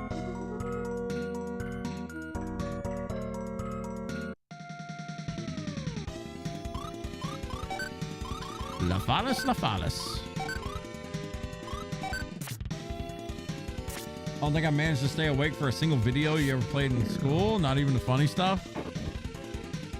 I mean, man, when I was a kid and we had like rain day where we couldn't go play outside, so they made us watch a movie that we would never finish. When we had rain days, I would stay up and watch stuff. I remember sometimes we would have to bring tapes to school. Like if you got leader of the week or something, they would ask you if you'd bring a VHS tape to school. And I remember I brought like fucking... What were the movies I brought? Oh yeah, I remember the one that I loved.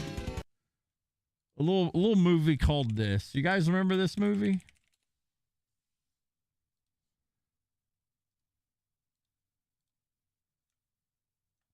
Y'all remember this gem of a movie right here? This used to be one of my favorite movies when I was a kid. This movie's legit. If y'all got bad things to say about fucking Chance or Sassy or Shadow, you can go fuck yourself. This movie was sick. All right? I love this movie. I'm going to watch it after stream tonight. I liked Homeward Bound. That's another good one, Kira. Yeah, the GOAT. This is a good one. Best parts when Chance fucking runs into a tree. Homeward Bound. That was one of my favorite movies growing up. Loved it. Yeah, Me Don't Notice is a good one. I mean, if we want to get into the cartoon section, Fox and the Hound. That's a good one. Chance with the Porcupine was a fun one. I felt so bad for him. Michael J. Fox, man.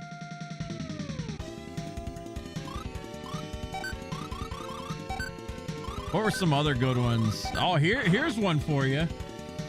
Here's one that I brought to school, not realizing that people were little snowflakes back in the day. What y'all know about this? It was a book, but they made it into a movie. Let's see here. What y'all know about this movie right here? I remember bringing this to school, and the teacher's like, "Yeah, we need to watch something more upbeat." And I'm like, "What you mean? This got dogs in it. I love this movie." Yeah. Well, what y'all know about Where the Red Fern Grows? You want to cry? Come on. It was a sad movie.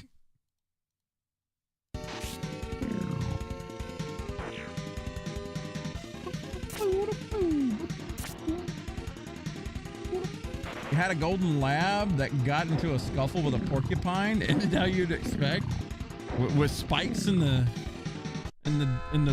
jawline. Oh yeah, Old Yeller is really sad. Yeah, Old Yeller was one. I remember my grandma. I watched Old Yeller for the first time with her. It like came on TV or something, and we watched it together. And I was just like, "What? Why are you making me watch this, Grandma?" Lassie, yeah.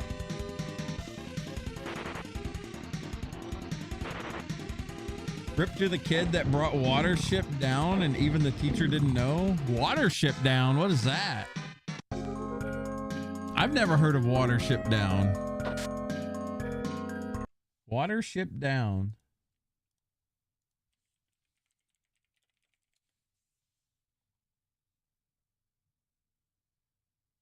It's an adventure novel by English author Richard Adams, published by Rex Collings in London, 1972. The story features a small group of rabbits. I'm about to spoil this, so if you don't want to know what happens, close your ears. Fiver, a runty young rabbit who is a seer, receives a frightening vision. Fiver. This sounds so... Fiver. Oh, that's Monster Hunter. Never mind. He and his brother Hazel fail to convince the Theria, their chief rabbit, of the need to evacuate. They then try to convince the other rabbits, but only succeed in gaining 9 followers. All bucks, males, and no does, females. Captain Holly of the Sandalford Alsla.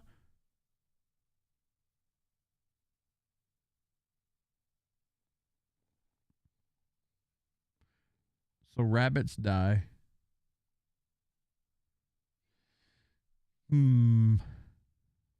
Actually, a really neat movie, but not for young kids. It's bloody and violent. Damn. I'd never heard of that. Trying to think of some other wholesome looking movies that ended with sadness. I mean, Fox and the Hound was pretty sad.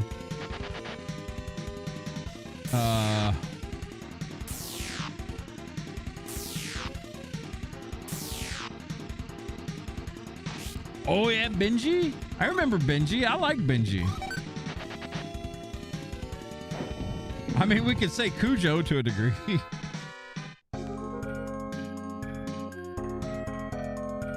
Benji was a cute fucking dog. I still remember thinking that dog was it was ugly, but it was cute. What the hell? Did I click an ad? Benji. I mean, come on.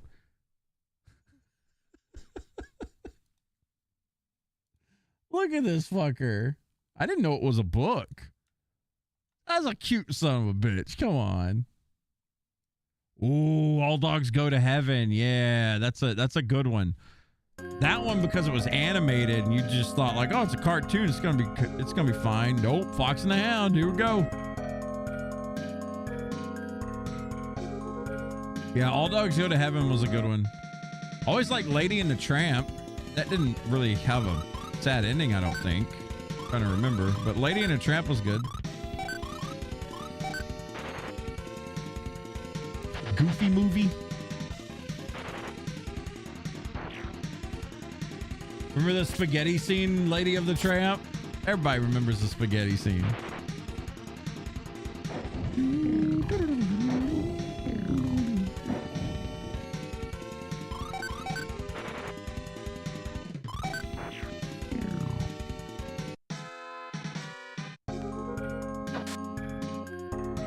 I remember going to the movies to watch Fern Gully because they were trying to fucking get us to turn against progress. They're tearing down the rainforest for all these animals. Oh my God, climate change. Like, stop. Fucking stop. Spaghetti scene's the only bit of it you remember?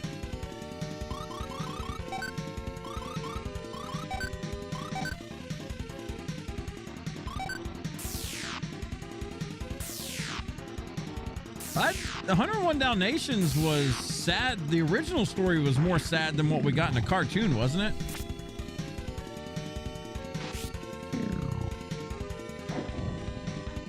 I just remember the cartoon version of 101 Dalmatians, but I'm pretty sure it had like a really sad, like original story, right?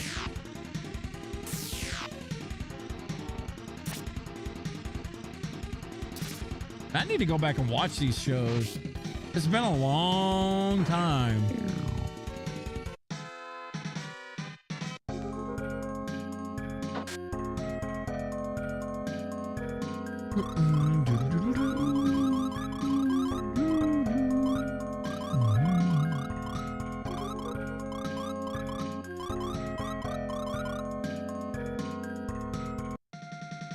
It's sad on its own just because those parents are never gonna fucking sleep with that many puppies.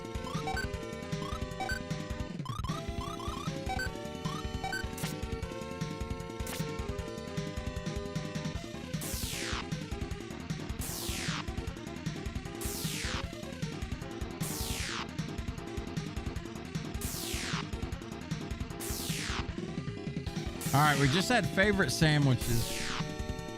Moving on. Your top 3 movies of all time. Top 3. What you got? If I'm going to say my top 3 movies, oh, and they're bad. I think I would say The Wizard.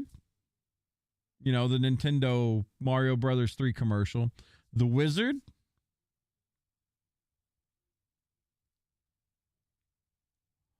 Probably Lord of the Rings trilogy. I know that's 3 movies, but I'm gonna squeeze them into one. Lord of the Rings stuff's pretty fucking good.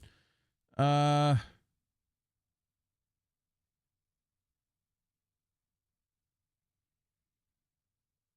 I'm actually gonna say The Predator, the first one with Arnold. Like that was one of my favorite movies growing up. Fifth Element. That's a good one.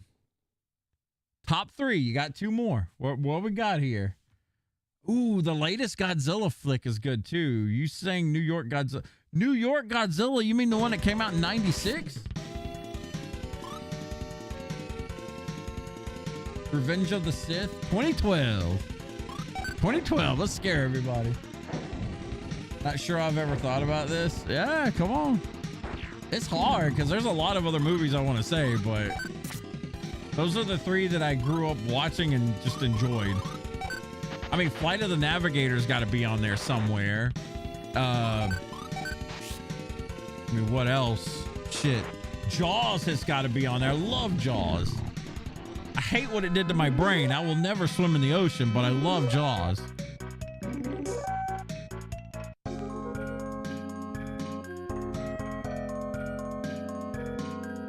Jackass movie? Oh, okay. You love the reptilian design of the Godzilla flick? All right. I know that one didn't get loved very well, but I mean, hey, I love The Wizard. That's like my childhood movie. California. Milo and Otis? Really? You don't swim in oceans? Nah, I ain't fucking around. Jaws done did me wrong.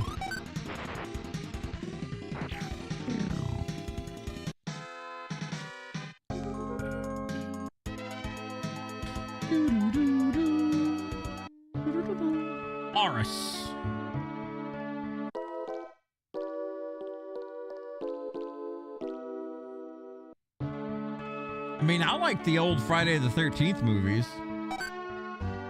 I like them more than I did Halloween or like Nightmare on Elm Street, but I wouldn't say they're my favorites.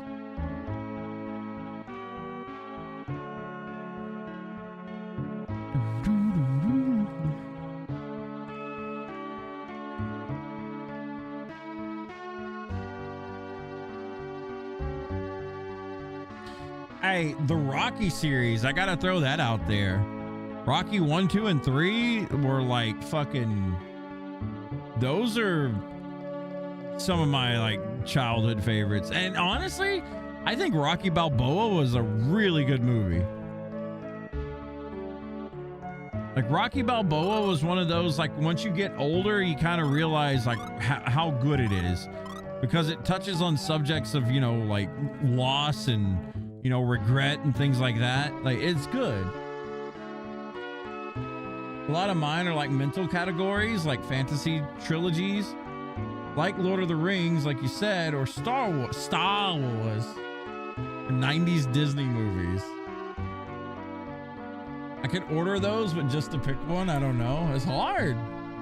I did like Disney from the 90s, and when I got older, I got jaded on Disney. I just started seeing penises everywhere in the artwork, and I couldn't stop. I was like, okay, something's wrong here. What the hell's she doing? She's playing in the flowers. Sharknado. I've never seen Sharknado. I'm like you, Ray. I never really did watch movies as I got old. When I was a kid, I played games and watched movies. As I got older, as a teenager, I played games and watched MTV. And then when I left my house to go to college and started living in the dorms, I played games. I didn't watch shit. I didn't watch no TV. Ooh, Aladdin was a good one, yeah. You couldn't sit still unless you were moving your hands. I used to do this thing with my hands. Like, I would do this. I had this, like, twitch where I would, like, move my pinky finger over my knuckle, like the skin of my knuckle, and I would, like, rub it raw sometimes when I was a kid. I remember my mom used to jump on me all the time. She's like, you need to stop that. You're going to ruin your hands. You need to stop that. I used to do it so much. I still do it when I think about it. It's weird. God, MTV couldn't stand the reality BS that they played nonstop. Yeah, it got bad. Coming up next, the teenager that fucked up their life, 16 and preg. MTV, Sphere, great show. Some of them were good. I mean, I watched Road Rules and Real World before it like blew up and got really popular. But I don't know. We didn't have MTV when MTV played music, kind of thing. What's up, baby? What's this? Huh? Hey, pigs in a blanket. Let's go. Thank you, baby.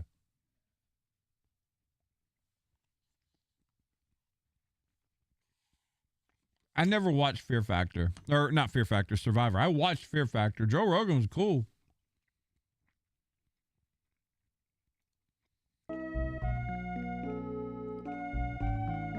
Back when you didn't know who Joe Rogan was? I still like Joe Rogan. I don't care what the fuck people say. I know he's got his podcast. Sometimes he says crazy shit or whatever, but I think he's fucking... You can't listen to a comedian podcast and believe everything they say as gospel. You got to think for yourself. I think that's something that a lot of people just get wrong. You can listen to things and be entertained. You can listen to stuff just to laugh at it. It's fine. You don't have to listen to shit and be like, yeah, you tell him, brother. That's the truth, brother. Like, no. I grew up watching pro wrestling. I knew it was fake, but I was entertained by it. Ding! That's the key to entertainment.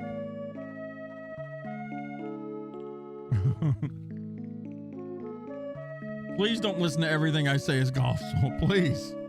I am wrong a lot. I am but a human, all right?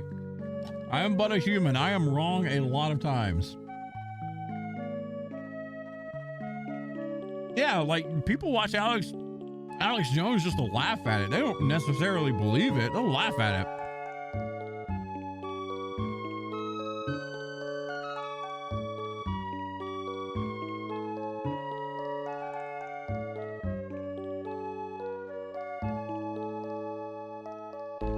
Oh, she loves her flowers. She's loved flowers ever since she was a little girl. You've known her that long?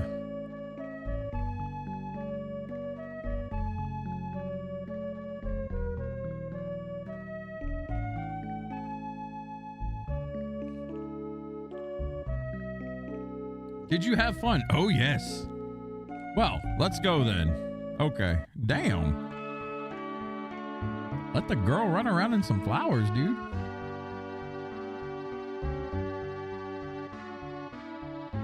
National Treasure replaced Tremors? Oh, I never actually watched National Treasure. The one with Nicolas Cage? I mean, Forrest Gump is on there. Top Gun is on there. Tremors is good. I like Kevin Bacon. See, I can't be asked about favorite movies.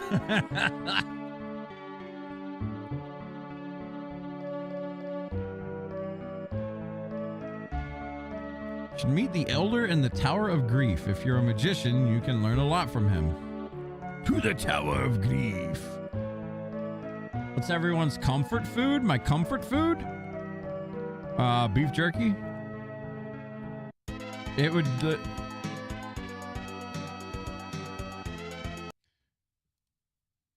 Here you go.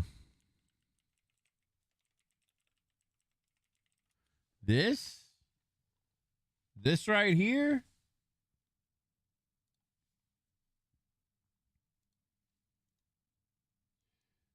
This is the way to my heart. If you don't know what this is called hash brown casserole. This right here.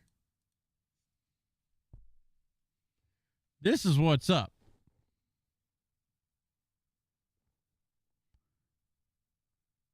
Chicken wings. Ooh, pizza's on there. I would say hash brown casserole and pizza of any kind. Yeah. What makes you calm and happy when you... Yeah, those two. Pizza and hash brown casserole, for sure. Please no beef jerky on the plane. Not if it's a long plane ride. You're going to stink it up. Chicken and dumplings, and I guess pasta with some cheap pasta sauce. Pasta. Graham crackers and pretty much anything with peanut butter on it. Graham crackers, huh? I like me some graham crackers. You mean this blocks the way to your heart? Absolutely, but it makes me happy. I mean, favorite comfort drink would obviously be Dr. Pepper. Like, you give me hash brown casserole or pizza, and I'll even take it a step further with the pizza. If it's frozen pizza, it has to be like Red Baron or something cheaper like that. Oh, I mean, it's not cheap now. Tombstone pizza's good. But if it's like from a store, 1990s cheese pizza from Pizza Hut. Not nowadays Pizza Hut. That franchise has kind of like fucked itself. But 1990s Pizza Hut, when Teenage Mutant Ninja Turtles was all the craze, dude, Pizza Hut was good. It was good. It wasn't the best thing in the world, but it was good. In the 90s, you loved the McDonald's pizza? I don't reckon I've ever had that. Deviled eggs and mac and cheese. Ooh, deviled eggs is really good. Mac and cheese, I'm kind of off and on. Like, I don't know. I like it, but I don't like favor it. Hash brown pizza with Dr. Pepper sauce. In the 90s Pizza Hut where you had to put napkins on the pizza to soak up the grease. Oh, I still remember. Look, I know to this day. This place right here. Hang on. This place right here. I still have it burned in my memory. Okay? Hang on. I need to put this full screen probably. We're going to move for a second. I still remember to this day, right here. Let's see here. You go up from the college. There is a Pizza Hut. I don't even think it's a Pizza Hut anymore. It's still there. I still remember going to this Pizza Hut. Ooh, spin it around. Yeah, it's not even a Pizza Hut anymore. This used to be a Pizza Hut. See, I got proof. 2007. Yeah, see, used to be a Pizza Hut. But I remember my dad took me here and I got a deep dish, like personal pan cheese pizza or something. And this right here over here, this was a movie theater. And I remember getting my personal pan pizza and they allowed us to bring that. You know, they give you a box for it. They would let us bring that into the movie theater. Oh, man. You kidding me? We watched Ninja Turtles, had cheese pizza, the kind that you would bite into and you'd have like a string that cut. Oh, baby. You kidding me? Proof, a.k.a. deepfake. I still remember like that old Pizza Hut, like cheese pizza was so good. Shit. Today's Pizza Hut's different, man. I can't explain it to you, but it's not good. It's not the worst thing in the world. I mean, it depends on where you go, I guess. But the past, like, probably 8 Pizza Huts I've been to, just, they don't hit the same. Yeah, them red plastic cups that somehow made the Coke taste better. I can't tell you why, but it just was better. The carbonation hit different. Yeah, I've never had a McDonald's pizza. Missed the salad bar they had at Pizza Hut with the red cups and the TMNT arcades. Yeah, it used to be a sit-down place. It was nice.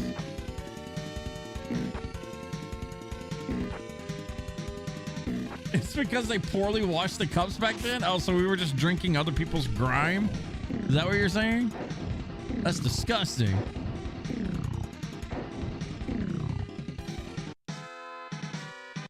Regardless, it was delicious.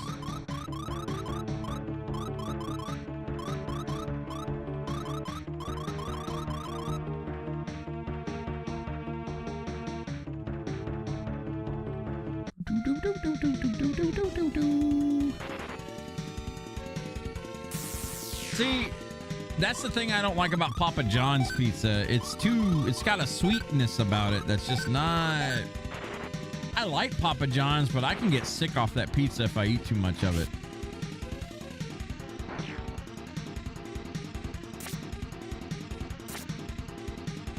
The reason a lot of them shut down is because of poor hygiene and food safety. Oof. Did you guys ever have a store called Mazzio's? Or pizza place called Mazzio's Pizza? Mazzios? Mazzio's was really fucking good. Their thin crust was like 10 out of 10.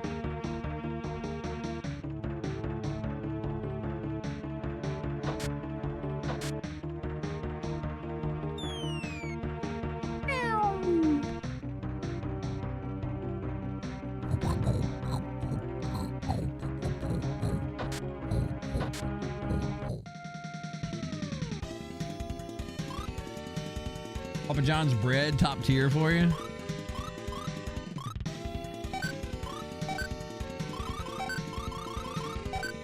Had to hide in the Mazzio's once during a tornado. Oh, shit.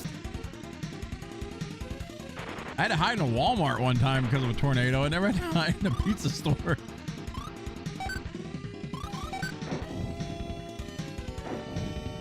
Jets Pizza back in the 90s when you went to Michigan was a whole new world, super greasy and great.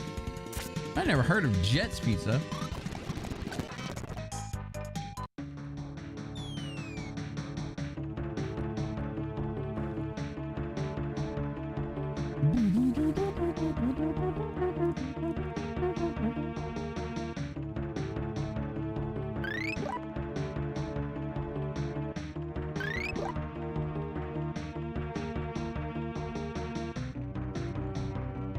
Okay, so this takes us down further.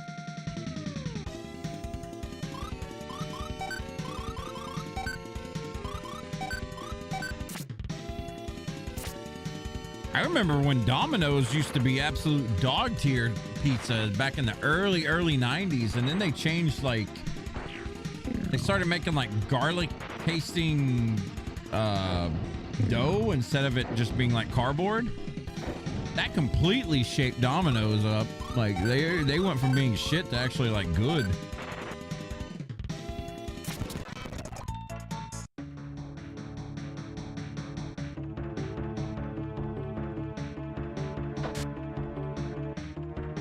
I'm Flake, elder of Aris. You fought the Sinistrals. You know about that? Feel the energy and you'll know right away. Strong power. You can see through Nova's character. People are always more than they appear to be. Agro, don't be rude. More importantly, who removed the magic barrier to the village? You must have great skill to remove such a barrier. Come here. Your power will grow. I sense much potential. You've only begun to understand. Let me help you close your eyes. Awake! I call upon those powers yet untouched. Come forth. Lufia's maximum MP is increased by 10. Great.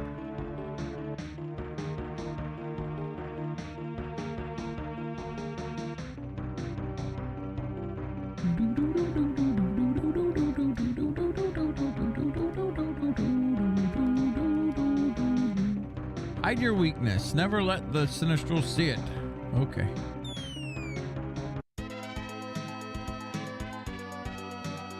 You can't stand Domino's now? Domino's near here is complete shit. You used to like their pizza bowls when they first came out with the pasta. I don't know. I've not had a bad experience with Domino's in a good bit, but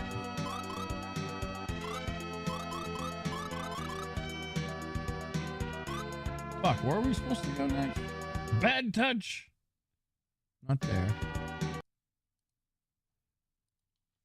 Let's see. So we fix the bridge. We go to this town. Played in the flowers.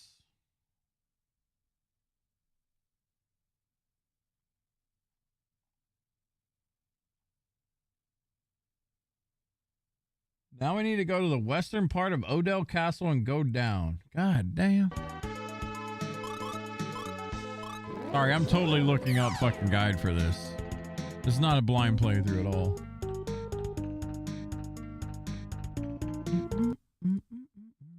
The Domino's here is pretty good. You like their stuffed crust? Yeah, I mean, Domino's here is okay. You thought it was because they were fairly new at first, but they were still really horrible even a few months later. Sucks because there's one of the only few things open up late. Man, living in Seattle, I always thought that this town would never sleep, right? Like it was one of those stays up late kind of things because there's just a lot of people. Dude, shit around here closes up so fucking early. Like, it reminds me of my hometown, where once it hit like 10 p.m., everything was gone. I mean, Taco Bell still stays up late for the stoners, but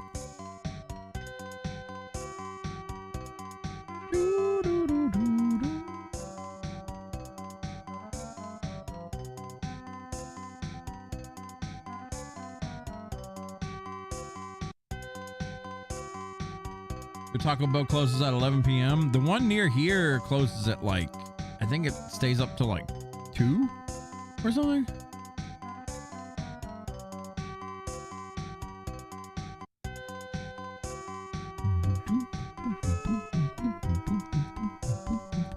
Is this the wrong way?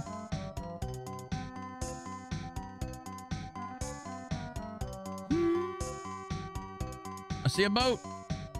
I see a whirlpool.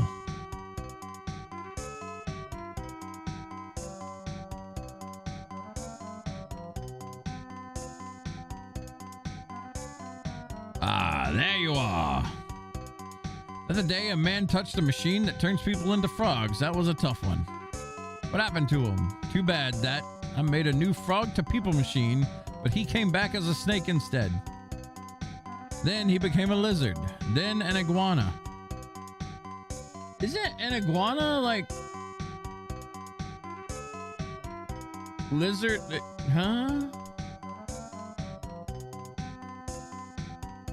You try not to eat Taco Bell that late? Yeah, Taco Bell is like last resort. It's not bad.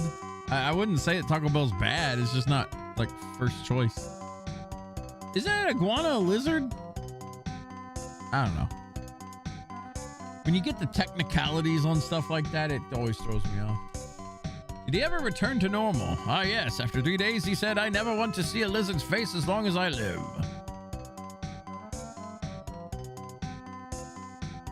Yeah, that's the game. The way the game phrased it, I thought that I was wrong. Like, wait a minute. Iguanas are 40-year-old ladies who've had too much surgery? True that. An iguana is a Dars? Japanese translation. There are some mistranslations in this game, pretty sure. Why the fuck they talking about lizards and iguanas during football?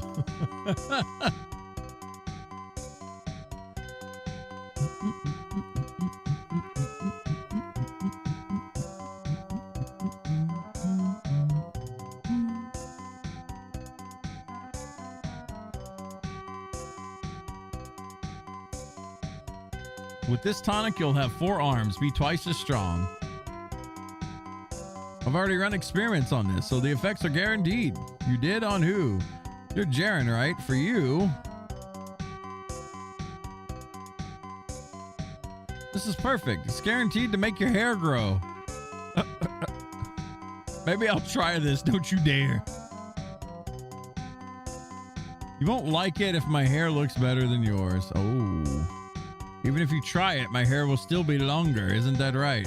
Oh my God.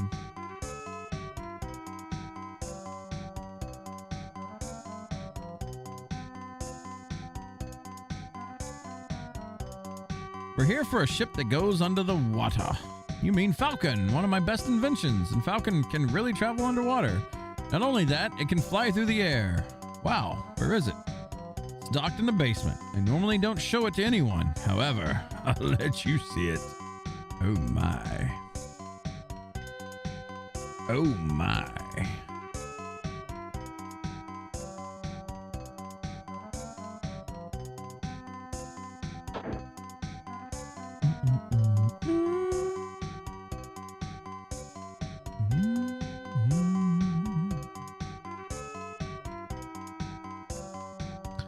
Wings are a little chipped. Uh-oh.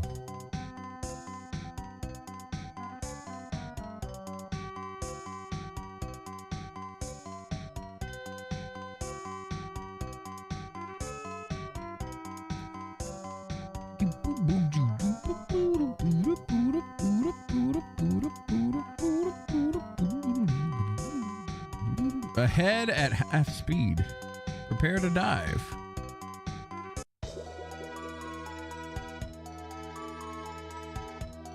We are under the water.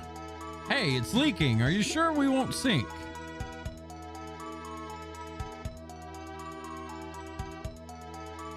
Feels like 21 degrees out there. Still snowing. Scientist about to show us what he keeps in his basement. That's right.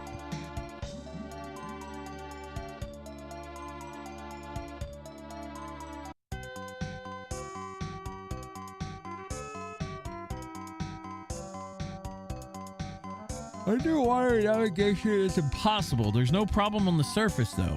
Of course, I can repair it, but my equipment isn't here. Come to Shia Lab 3 later, straight west from here. Okay. He ran away, didn't he? I guess so. He just wanted to leave us with this contraption, didn't he? He's different.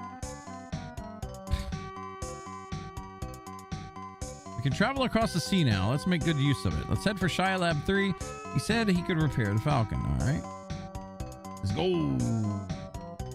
Yeah, he just left us the ship. Good peoples. Still get random encounters. Oh, God. Psycho Clam. That is a killer eel.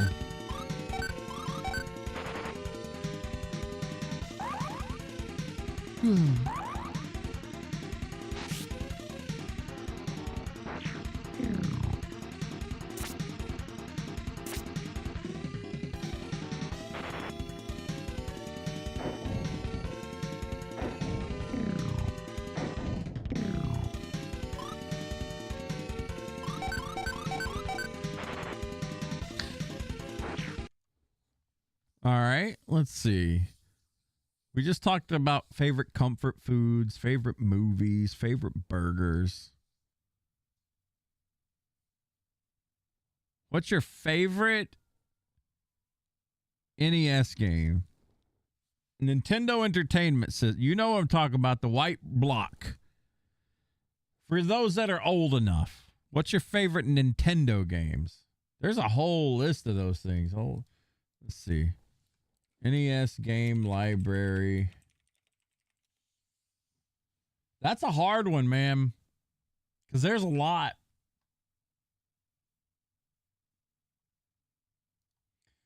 Bases loaded. There's Mario Brothers 3. There's Contra. There's Mario Brothers. There's Mike Tyson's Punch Out. There's Zelda, Mario 2, Mega Man games, Metroid, Castlevania games, Ninja Gaiden. I mean, Castlevania 3 is probably Darz's favorite. Blaster Master, Crystalis, Teenage Mutant Ninja Turtles 1 and 2. Quite different games. River City Ransom, Chippendale Rescue Rangers, DuckTales, woohoo! Your top 3. What do you got? Top 3. List them out. Bubble Bobble. Oh my God, that's a good one. Double Dragon, Bimmy and Jimmy, Tiny Toon Adventures, Final Fantasy, Ghosts and Goblins, lol. Cobra Triangle. All right, let's see what we got here. We got Blades of Steel from Termolian, Life Force, Contra, and Bionic Commando. That's a good 3 right there. All 3 of those are solid. Life Force is hard as fuck. Toss up between Mario Brothers 3 or Legend of Zelda 1. Zelda 1, TMNT 2. You really like the first Turtles game? Oh, yeah, Bucky O'Hare. It's another good one. Kira says Mario 2. NES has not been kind to me. Does it have to be a game you've beaten? No, it can just be whatever you consider your favorite game on the Nintendo. Your top 3 favorite games. Forgot about River City Ransom. It's up there too. Yeah. You like Final Fantasy and Dragon Warrior, but I don't know if I'd call them my favorites despite liking them a lot. Is TMNT port from arcade or is that 2? That's 2. The first Teenage Mutant Ninja Turtles was the one we played on stream with the fucking seaweed level that's electric and blows you up. TMNT 2 is the arcade beat 'em up port. TMNT 2.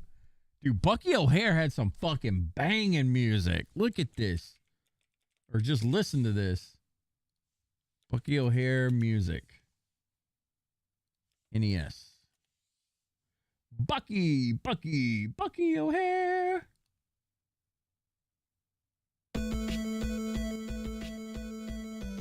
This shit's legit. You kidding me? This brings me back. Man, there's no chapters in this. Green Planet.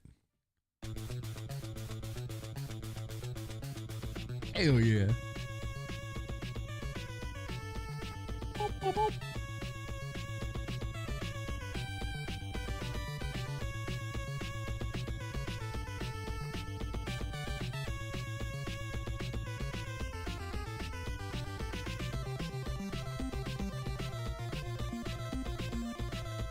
Dude, this music's sick.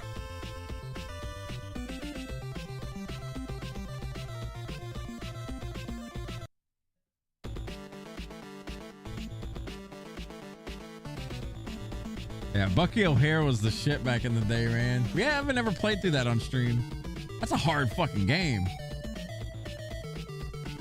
Some good old fucking Konami games. Yeah, DuckTales had some really good music. Let's see. So TMNT 2 is your number 1. Kira says Aladdin on SNES. We'll get to SNES. NES for now. So we got TMNT 2, Bucky O'Hare, and Tiny Toons from Joe. Tiny Toons was fun.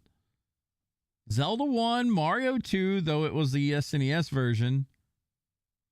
And DuckTales count if that was a...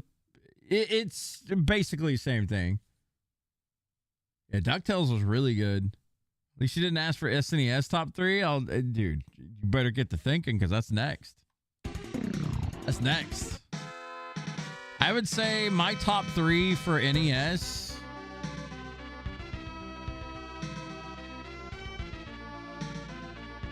Zelda 1, because that's what got me hooked into gaming. Zelda 1. Mario Brothers 3 is definitely there.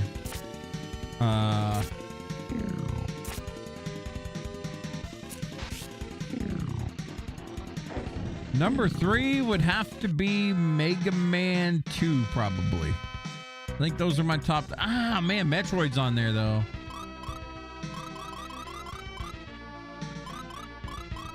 My top 3 for Super NES is going to be easy as fuck. I've thought about that a lot. I haven't thought about NES, though.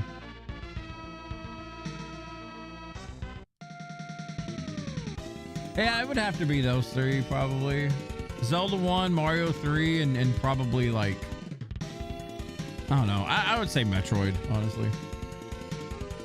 Earthworm Jim, that's a Super Nintendo or Sega. Mr. Gimmick comes to mind.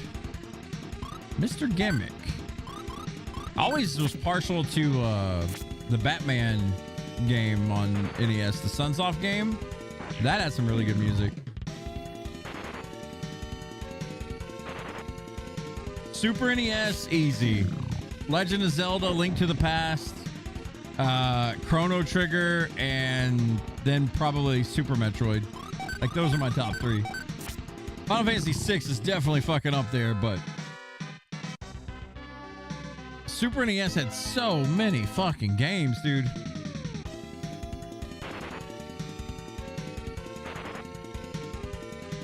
Oh, Sunsoft did Gimmick too? Okay.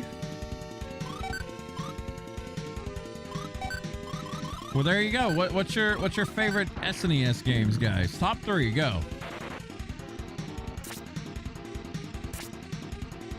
We're going to keep moving up. We're going to go from Super Nintendo to N64 to PlayStation. Just get it going. Let's go. We're going to keep that combo alive tonight.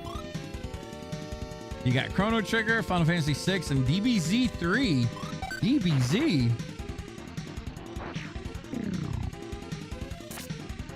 Kirby Superstar, Super Metroid, and Donkey Kong Country 2. It wouldn't be because of the music, would it? Donkey Kong Country 2 probably had some of the best music in... Donkey Kong Country music slaps. I'm not a big fan of Donkey Kong Country games, but the music was like fucking 10 out of 10.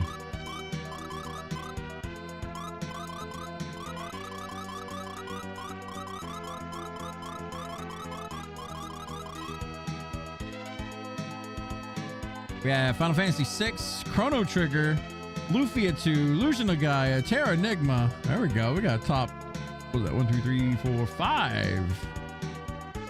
Hard to stop at 3. There's so many good ones on the Super Nintendo, man. There's too many I like for too many reasons. NBA Jam. He's on fire. Boom, shakalaka. That's good stuff, man. Both music and game and memories. Yeah, that's how it is for me with Super Metroid. I think Donkey Kong Country's music is way better than Super Metroid, but the atmosphere and everything in Super Metroid is what knocks that up for me. Man, NBA Jam. I haven't played that since I was a kid.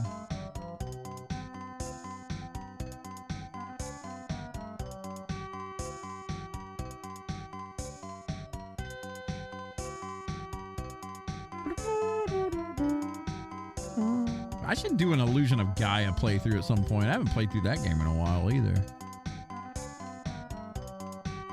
I've been waiting for you. I mean, Final Fantasy IV is up there for me on the Super Nintendo. That's one of my favorite Final Fantasy games.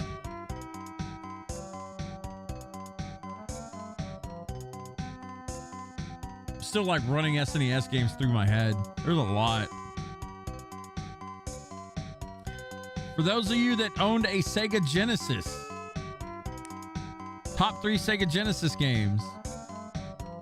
Sonic 2, Sonic 3, and Sonic 1 for me. I know there's a lot more stuff out for the Sega than just Sonic games, but those three are fucking top tier for me. Ooh, Demon's Crest. Yeah, it's a really, really good one. ActRaiser I never played. Final Fantasy 6 is glorious. Illusion of Gaia is glorious. Never played Terranigma. Super Metroid's glorious. Lufia 2's glorious. Mega Man X. Yeah, Mega Man X games. I forgot about those. Last time you played through Illusion of Gaia, you did it without using any herbs. Had to throw so many away for space. The worst thing about Illusion of Gaia was going for a full red ring run. I hated getting some of those red rings. You didn't play much Genesis, but you like Dynamite Heedy? Eddie? Sega 1, X-Men, Power Rangers fighting game, and Yu Yu Hakusho. What the weeb fuck is that? Oh, I forgot about Turtles in Time. That was a good one on the SNES, that arcade port. Then there was Hyperstone Heist, which was like similar but different for the Sega.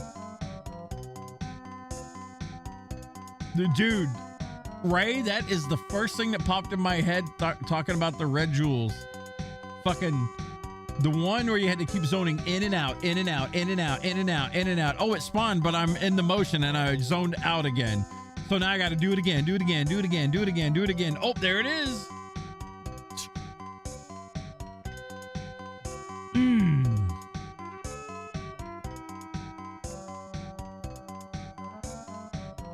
Oh, yeah, because he would spawn on the left side of the dock or he could spawn right in front of you. That's right. Yeah, so it wasn't completely in and out. You had to like zone out, check the left, and go back, and yeah.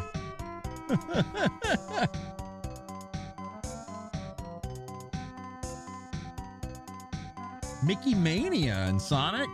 Sonic 2 for me was one of the best like games back then, I thought. I loved Sonic the Hedgehog 2.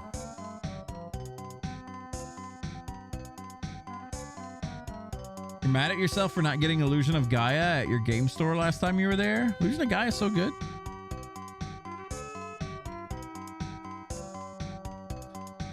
That was one of the games that cost like $70 back in the day for me. It's like $70 or $80. Illusion of Gaia was one of the most expensive games I remember getting, or my grandma got it for me.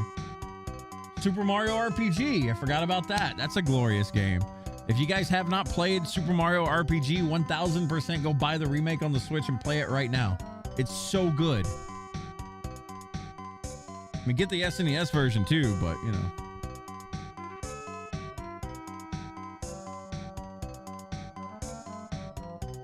Yeah, you had to wait on this pot to spawn. That's it.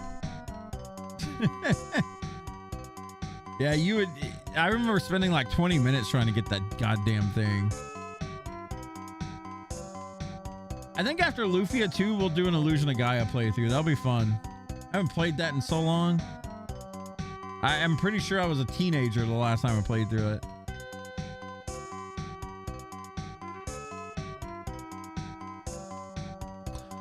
Copper is at the Cleric's Hut. Baku is the port west of here. Okay.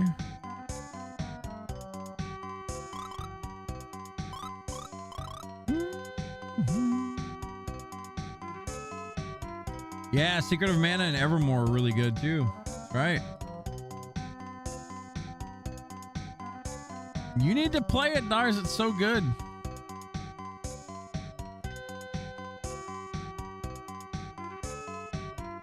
Yeah, Secret of Evermore is really... It's just a fun slapstick game, and it's actually really good.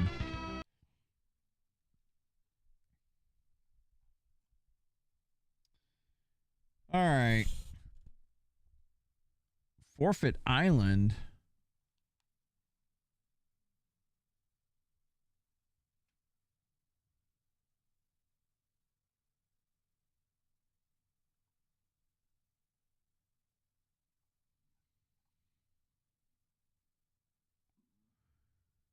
If you can brave the 7th floor, you can accomplish another side task. Climb the Tower of Light. Oh, for the Might helmet. I forgot about this. If you went to the light, tower early, you could get this, like, what is the best? It's the best headpiece in the game, I think.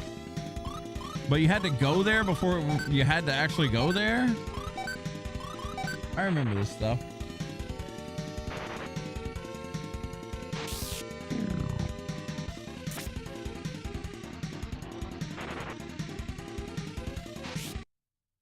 All right. Top 3 N64 games, go.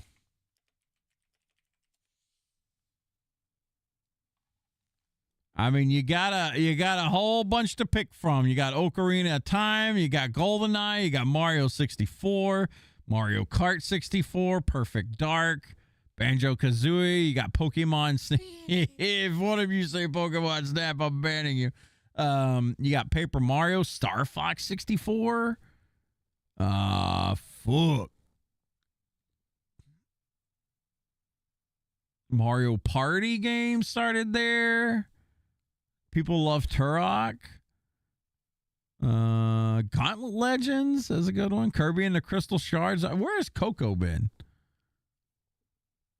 What else you got? Killer Instinct Gold was a good one. The Rogue Racer Star Wars shit was all right. Hey You Pikachu. I never played that. Ogre Battle 64. Fucking Cruisin' USA. Jet Force Gemini. The wrestling games. There was a lot. There's a lot. Jeff, how'd you know? I know. I know people.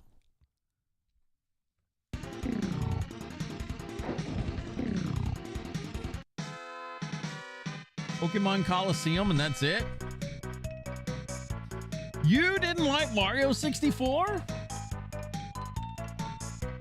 Ocarina of Time, Majora's Mask, Super Smash Bros. You skipped N64 for the most part? What? Don't skip handhelds? You want to do handhelds? We'll do handhelds in a bit. Yeah, Ogre Battle 64 was amazing. I never owned it, but it was good.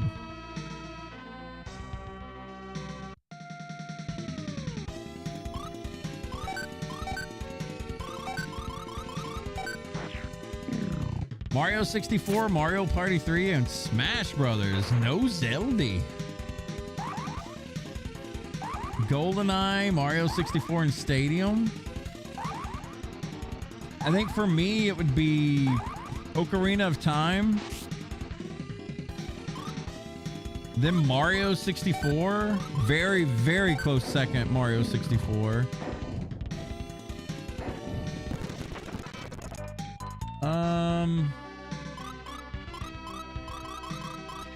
What would my third place be? GoldenEye has to be up there.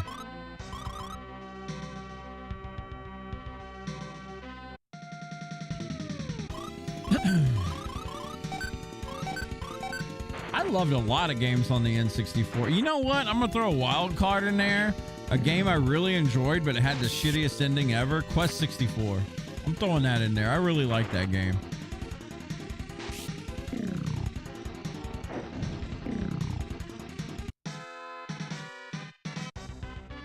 All right. Next.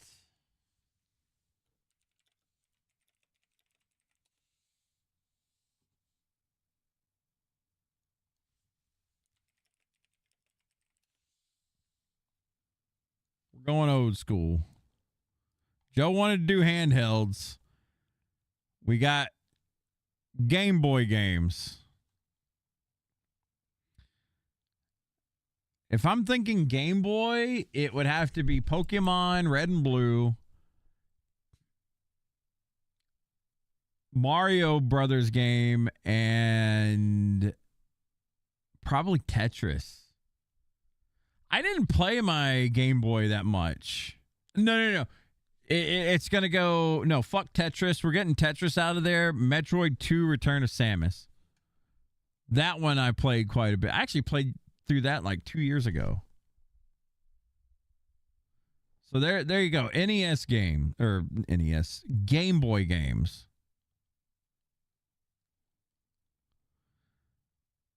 Top 100 North American original Game Boy games. Ew. I mean, Pokemon's definitely on there. Oh my God. Pokemon custom, mature, fan-made hack. All right, then. Thankfully, it didn't have any nudity on there. Oracle of Ages and Seasons. Final Fantasy Adventure. Was Oracle Ages and Seasons on the original Game Boy? Wasn't that color? I mean, I could be wrong. I thought it was on Game Boy Color.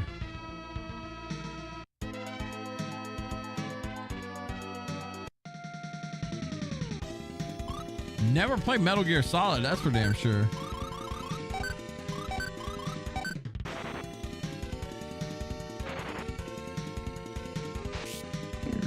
Pokemon HS, Pokemon Yellow, Pokemon Red, Blue, Green. What's HS?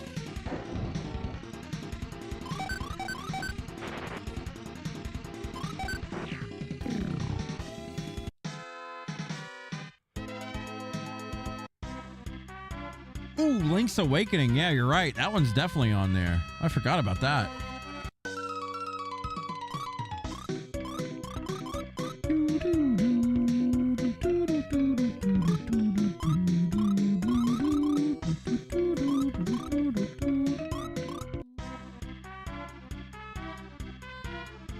Oh, Gold Silver. Pokemon Red, Dragon Quest Monsters, and Kirby's Dream Land. Oh, I forgot about the Kirby Pinball Machine game too. Fuck. There was a lot more on the Game Boy than I remembered.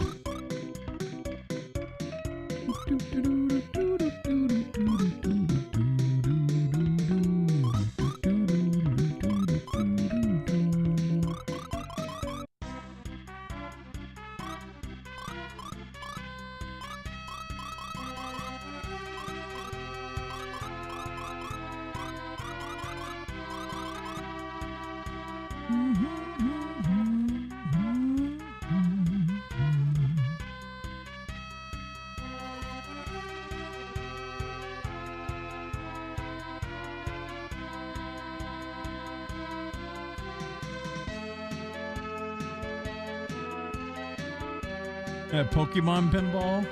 Never played that.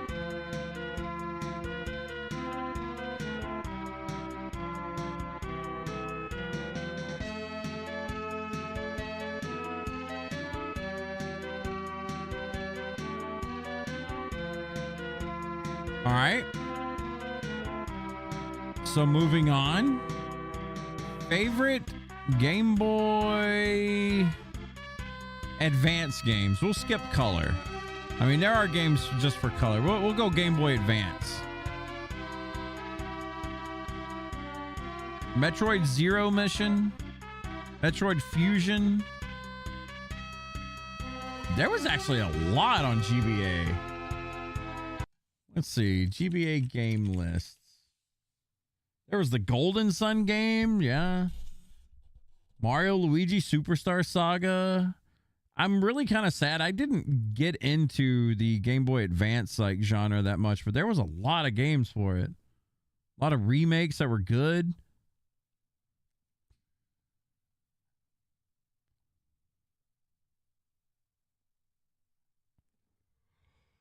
My 3 would probably be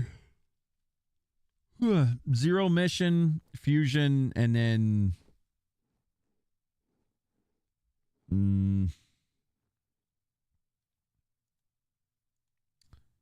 I don't know after that.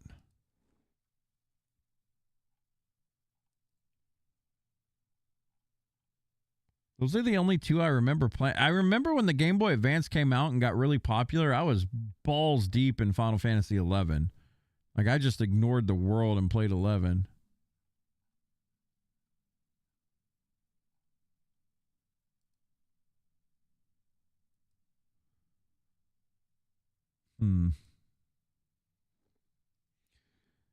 Let's see. Pokemon Ruby, Metroid Zero Mission, Pokemon Mystery Dungeon Red. Mystery Dungeons.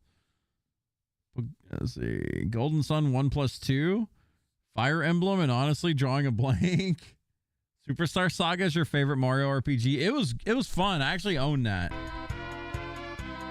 You've forgotten a lot about GBA Library. Castlevania Aria of Sorrow. You love that game. Never played that.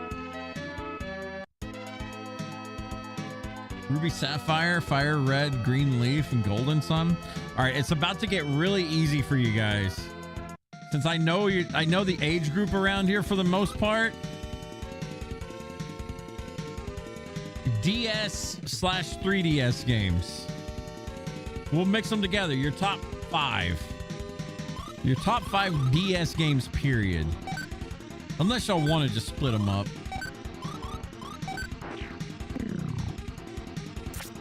I would say the Final Fantasy 3 and 4 remake are on there for me.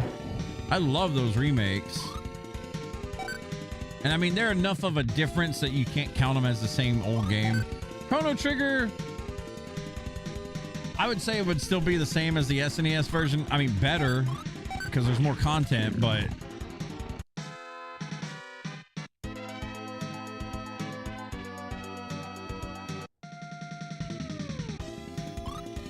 Mother 3. Oh.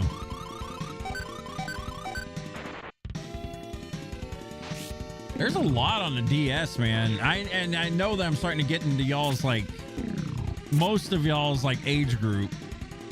I know some of y'all are a little bit younger, so like DS, 3DS, probably you were kids whenever that got really popular.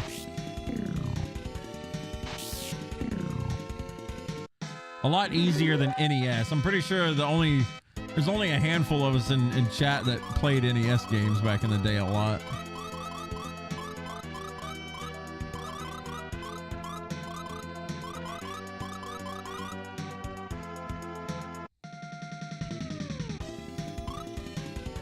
HGSS Pokemon Black and White. Is that Black and White? 2 Pokemon. DS, you got Chrono Trigger, Pokemon Black and White. What is HGSS?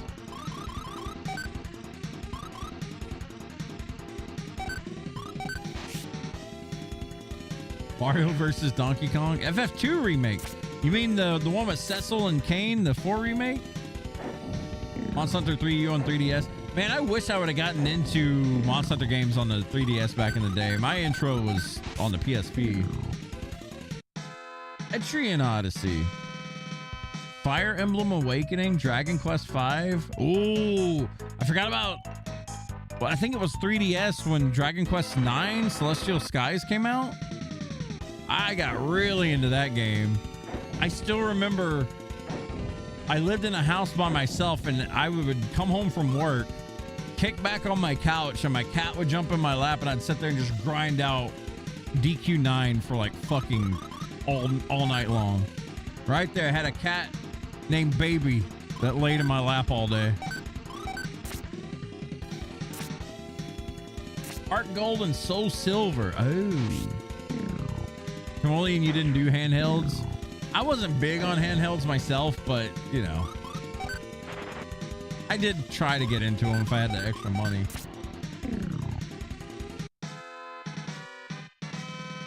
Monster Hunter 4U. Professor Layton, Diabolical Box. Professor Layton.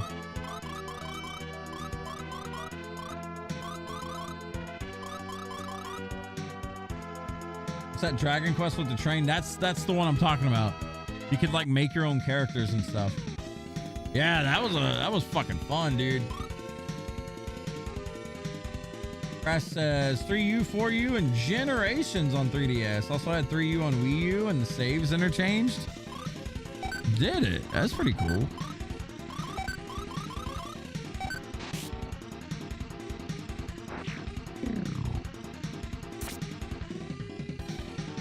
All right. Favorite. We're going back in time a little bit. PlayStation 1. I would say for PlayStation 1, for me, it's easy Final Fantasy games. I just don't know which ones. I would probably still rank 7 as my favorite on the PlayStation 1. It would probably go 7 and then 8 and then Chrono Cross after that. That's probably my top 3 for PlayStation 1. I don't know. Like, PS1 had some good games, but it was mostly like JRPGs for me. Radiant Historia. That game was so good. Oh yeah. On the DS, yeah, it was.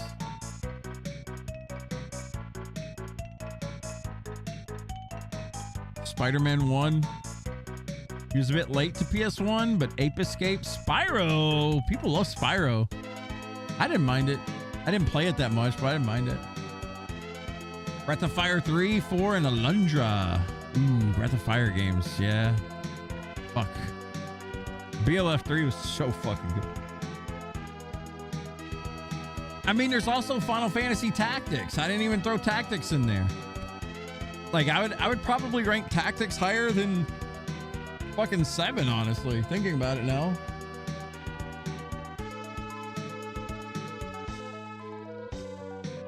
Breath of Fire 3, Final Fantasy 9, Legend of Legaia, and Final Fantasy Tactics. Monster Rancher was your favorite, or was your Pokemon for PS1. FF8, Chrono Cross, you mean? Spider-Man 3 and Monster Rancher. I never got to play, okay, well, let's see. PlayStation 2 then. Resident Evil, Twisted Metal, and Dino Crisis, just to name no JRPGs. There you go. And Twisted Metal was neat for a little bit. I never owned it though. Remember trying all your dad's CDs to try to find a good monster? You generate a monster by putting a CD in. TT has a bad port for PS1, but still top 1. Oh, you're talking about the Final Fantasy anthology thing. Or it was Chronicles, I think. Final Fantasy Chronicles. I had Final Fantasy 4 and Chrono Trigger. I remember that now. I had anthology. That was Final Fantasy 5 and 6. Sarge, you don't have a third for PS1 yet? It was mostly JRPGs for me. I didn't play much else on PS1. I mean, Metal Gear Solid was fucking amazing on PS1. That was like a game changer.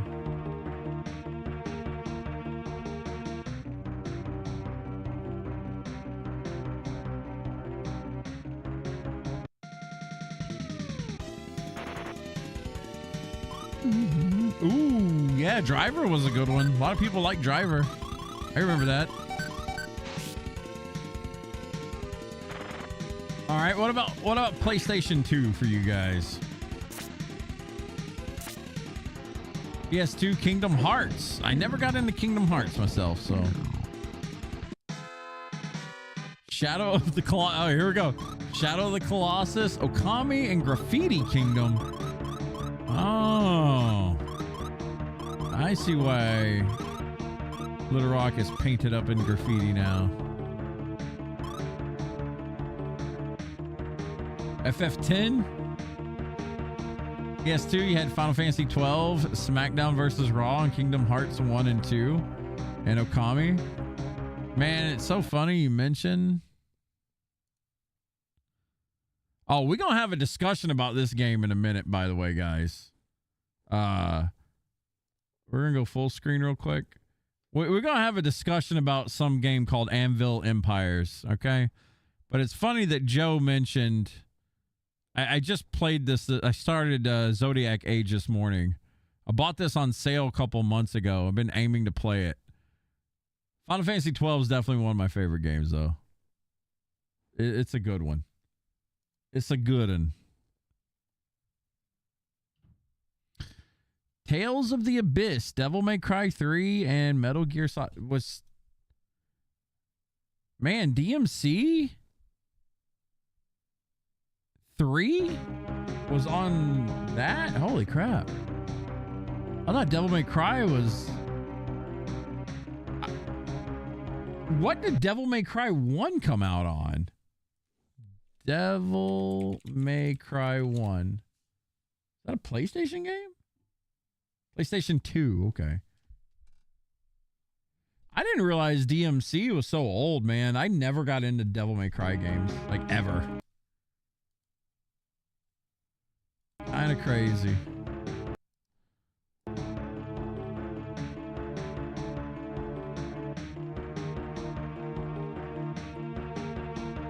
Star Ocean games, yeah, those are good. Girlfriend Kingdom was like drawn to life before it was a thing. What is Girlfriend Kingdom? GTA San Andreas, I think, was PS2. Oh, and so was Vice City, right? Yeah, PS2 had a pretty big library.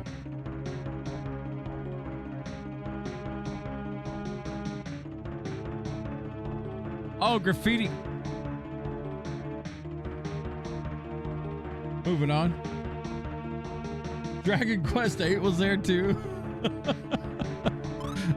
GF Kingdom. That's Girlfriend Kingdom, obviously. Bully. Oh, forgot about Bully. Hey, look, a werewolf.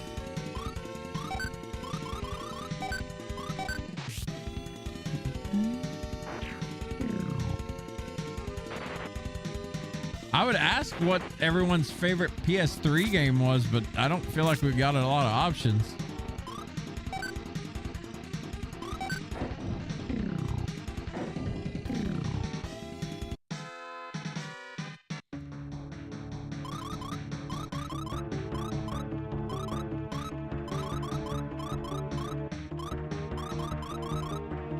Yeah, PS3 was like, I don't know. Okay, let's go Wii. Let's go to Wii. What was your favorite Wii games? I mean, Monster Hunter Tri is definitely up there for me on that one.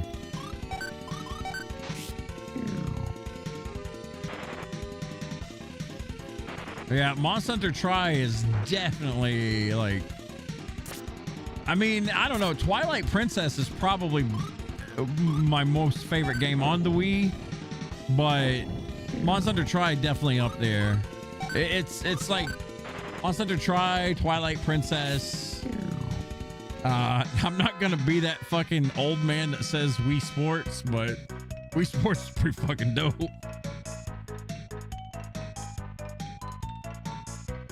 Yeah, I didn't like the whole swing around like a retard thing. I wasn't a fan.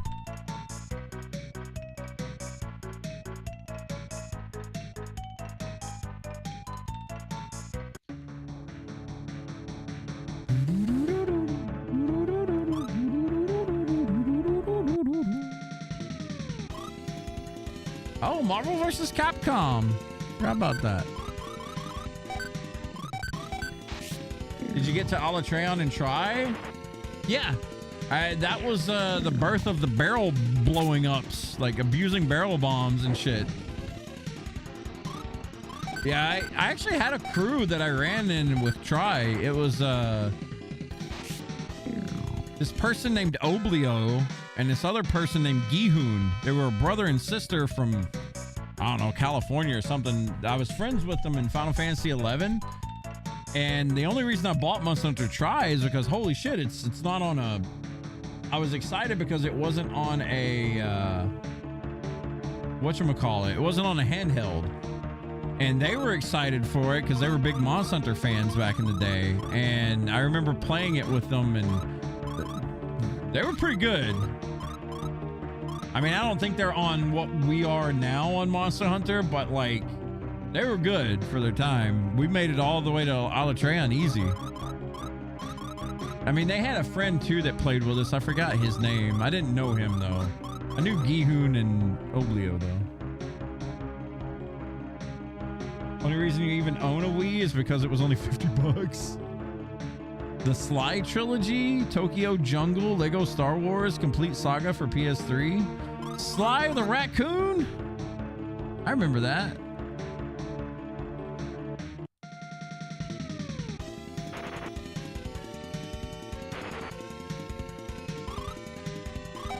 I don't know what I would label as my third game for the Wii.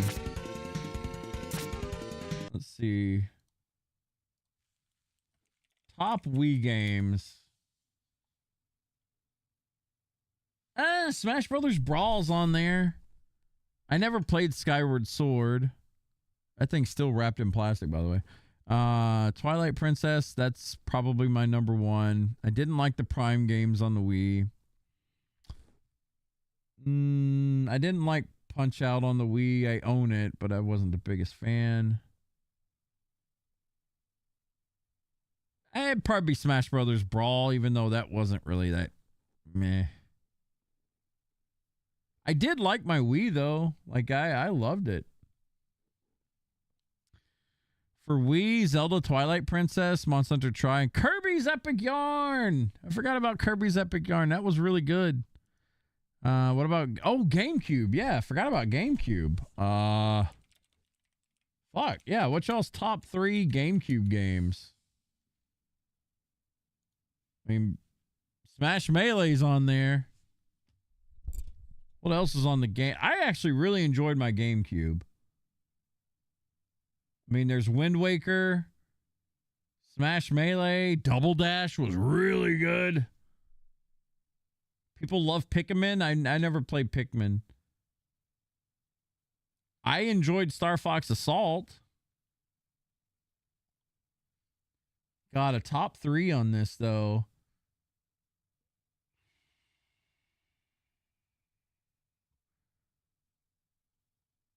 Conduit was an amazing game on the Wii. I never played Conduit. Xenoblade Chronicles, Zelda, Four Swords Adventure on the GameCube, hands down. Never played that. Ours, you got Luigi's Mansion, Sonic Adventure 2 Battle, and Kirby's Air Ride. Pikmin is 4th. RE4 on the GameCube. Okay. Man, mine on GameCube would have to be like, it's probably Wind Waker and then Smash Brothers Melee and then Mario Kart Double Dash. I played those games during it was like right as my, I was 18. So it was my transition into high school to party time college, right? And I just remember playing so much fucking Melee and so much fucking Mario Kart Double Dash. It's just ingrained in me. I love those games. I'm not saying I'm good at them, but I mean, I'm alright.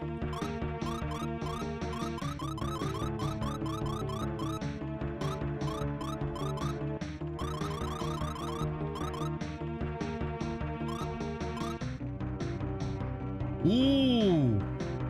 Fire Emblem Path of Radiance?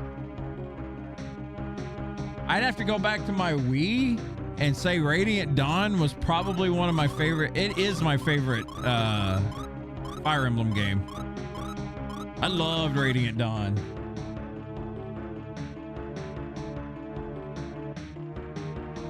Skies of Arcadia.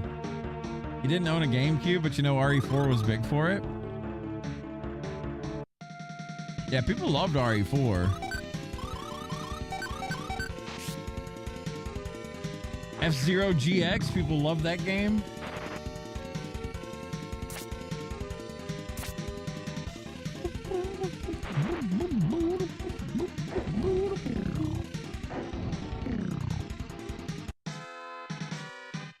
I remember Metroid Prime. I can't forget about Metroid Prime. I'm not the biggest Metroid Prime fan, but Metroid Prime 1 was pretty big. It was good.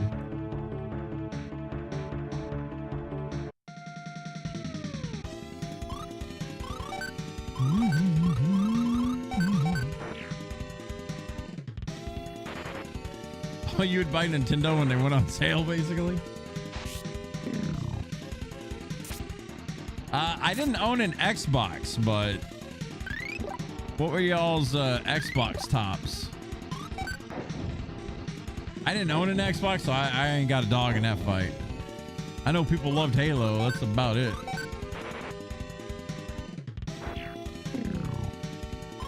The games never went on sale, so you had to make do. Yeah, Nintendo's fucking assholes with their pricing. Knights of the Old Republic and Forza. Okay. You only ever owned a 360? Same. And I loved my 360. Ooh, a tower shield. I absolutely adored my 360.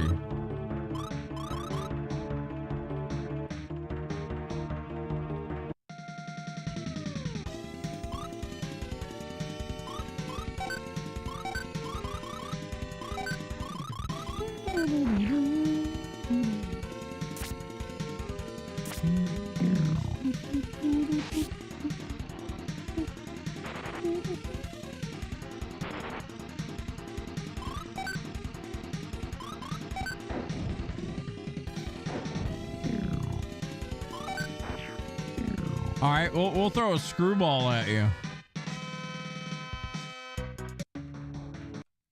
Dead serious.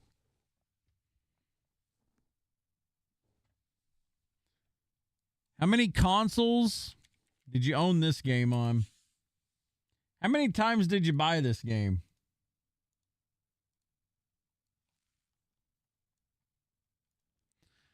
How many times did y'all buy this game? I think I own this on PC.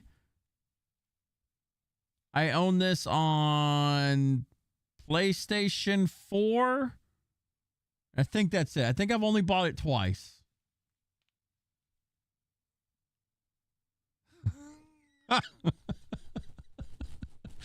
I know.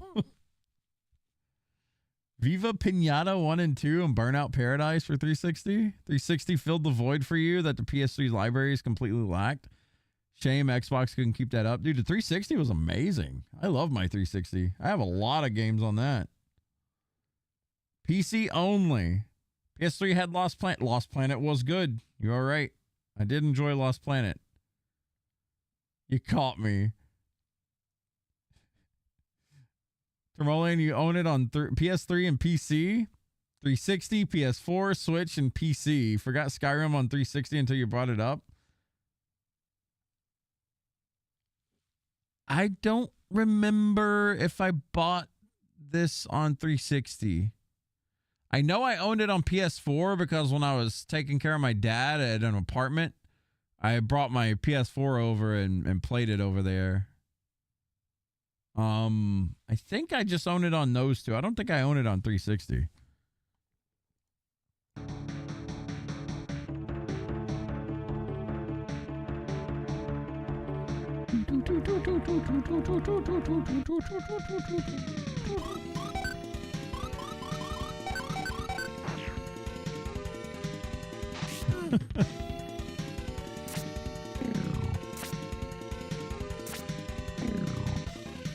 Take me to the Paradise City.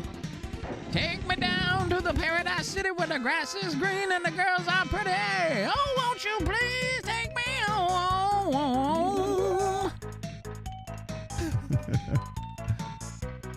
Dude, you're talking about one of my favorite bands, Joe. Guns N' Roses is the shit.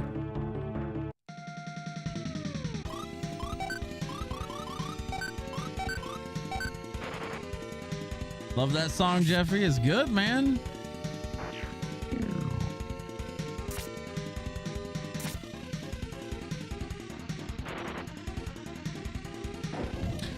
Won't you please?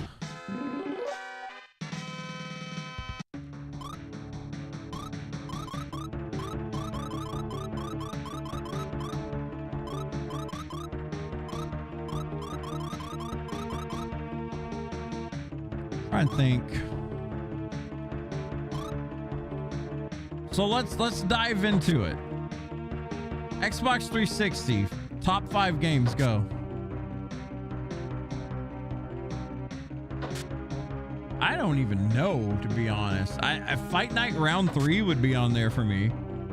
I love fucking Fight Night Round 3. Me and my friend Wrapped Around Reptiles just stay up late playing that game. God, 360 had a lot of different games. Lost Odyssey would be on there for me. I wasn't the biggest fan of Gears of War.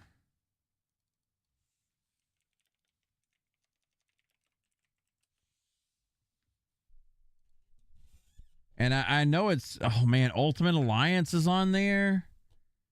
Ultimate Alliance 2, I should say, not 1. I wasn't the biggest fan of 1. I mean, Modern Warfare is on there. I know it's a COD game, but that was back when it was good, damn it. Like Modern Warfare 1 and 2 was good. Street Fighter 4. Jesus Christ, man. There was a lot on the 360.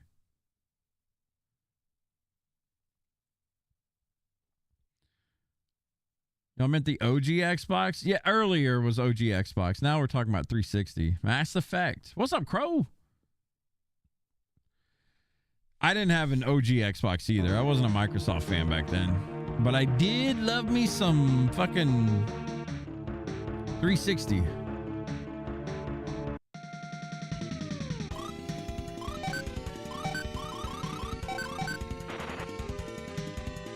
Oh yeah, Fable. I love Fable 2. Crow, thank you for the resub, brother. Fiery dance, fiery dance. I don't know why my sub button is so low on the retro screen, but it is what it is. I'm sorry. Thank you for the 54 glorious months, though, brother. Appreciate you. Lost Odyssey, Tales of Vesperia, and Assassin's Creed 2.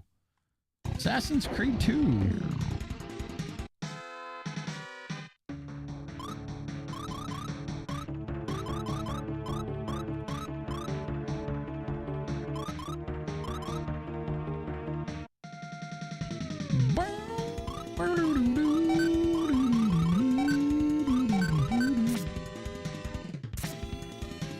I would have to say Lost Odyssey's up there, Fight Night Round 3, and then... Man, I really couldn't tell you after that. Like, those two are the ones that jump out the most for me. There was a lot.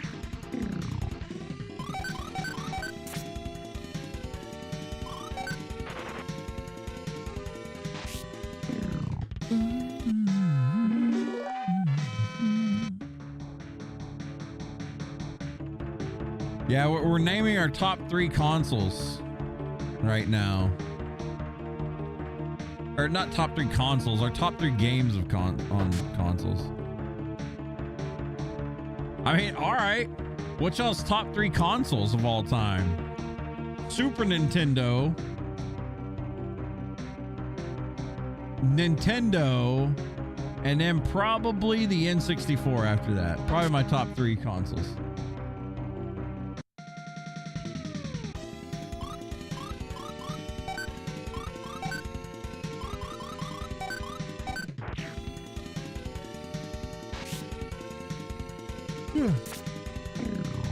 Your first ever console was a Switch. We got PlayStation 2, Super NES, and then PS1. All right. Steam. I would say Super Nintendo for me is like fucking, it's not even a question. The Super Nintendo's in a different universe for me. Like it's on top. And then at a far second, it's probably like NES and N64 or something. Super Nintendo, GameCube, and then PS2. Okay.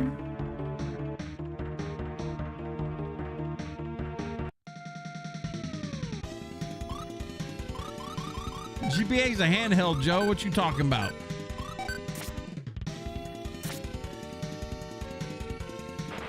I didn't really play handhelds that much. The most I played was probably my PSP, and I played that for Crisis Core. Yeah, your top console. Top 3 consoles only.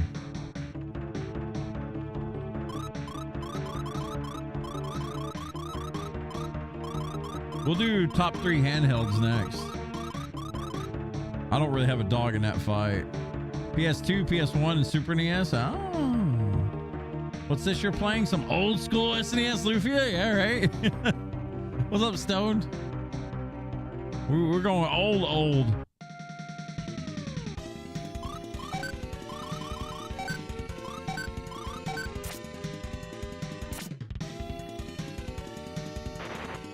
Mika's playing Lufia. Jeff just bullshits. I wish she could.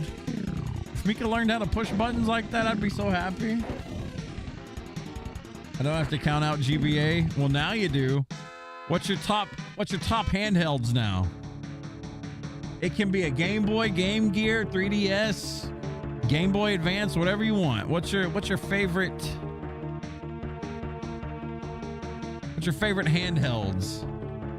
Mine would probably be PSP. Then probably Game Boy Color. I don't know, man. Game Boy Color is pretty dope. Game Boy Color, PSP, and then probably... I'm not going to count the Switch. I'm counting the Switch as a console here. That's not it is a handheld technically, but I'm counting it as a console. I would say regular Game Boy after that.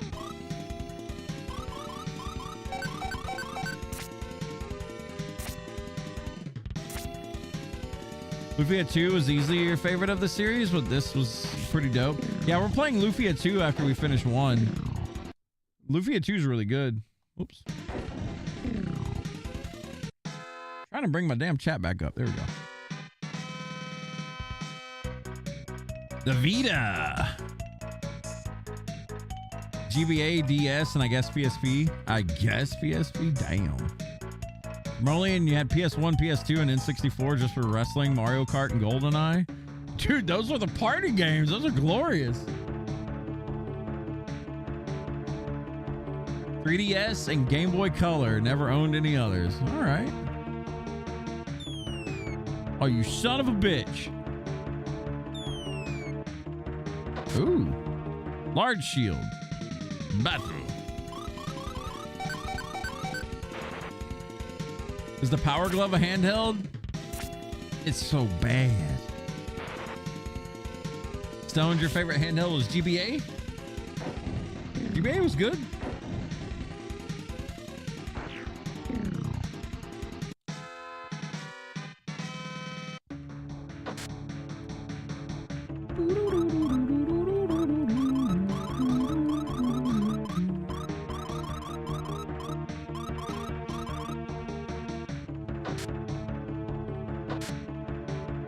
You know it was worth the fall. Now we gotta go back up. The PS TV counts since it's basically just a Vita that needs a TV. I mean, yeah, it can. You'd probably hate Hey You Pikachu as much or more than Snap, Jeff. Huh. I don't know, man. I don't know. I hated fucking Pokemon Snap pretty hard.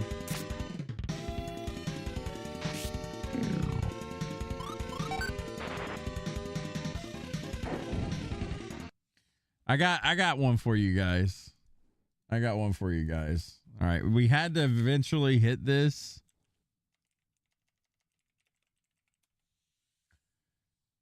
What's your top 3 games? Not remakes. Your top 3 games on the Wii U.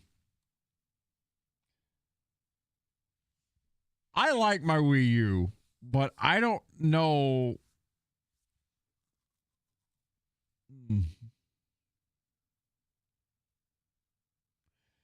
Outside of Mario Kart 8, I don't know.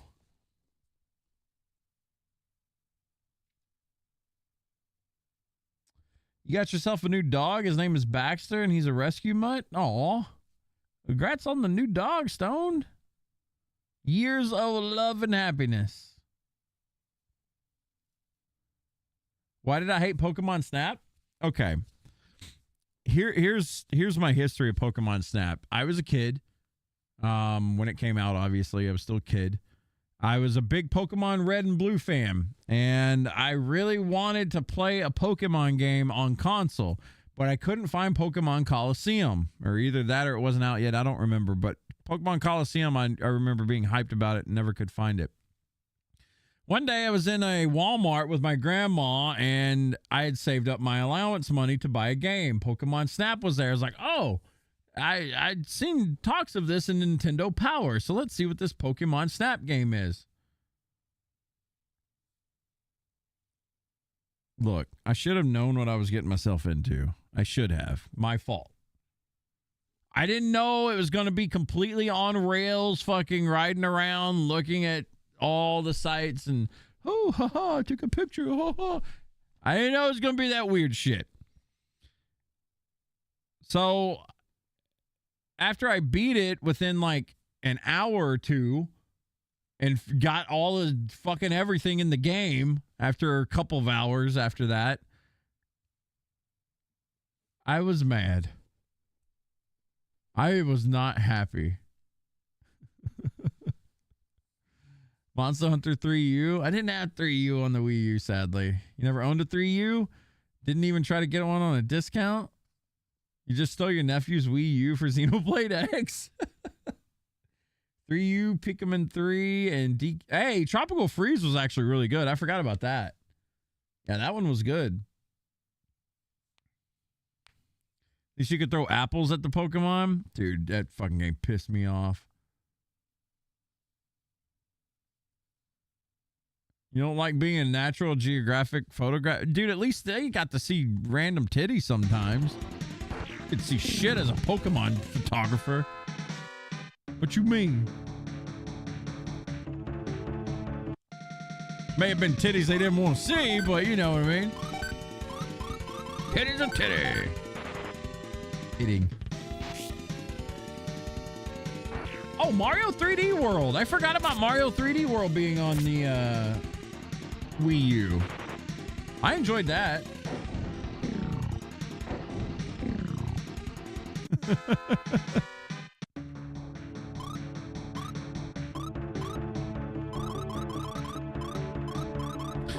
All right, moving forward.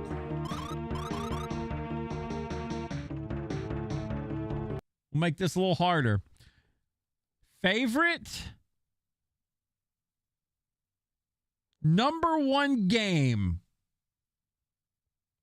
You only get to list one for the PlayStation 4 and PlayStation 4 Pro. Go. Monster Hunter World. Done. Monster Hunter World. That's all I got. I played a lot of my PS4. I did, but Monster Hunter World has to be #1 for me. Ooh, Mario Maker. Yeah, I forgot about that. Monster Hunter World. Odin Sphere. Monster Hunter World. Oof. What's this oof game? I don't know. Mine has to be World. I just... Too many good memories with World.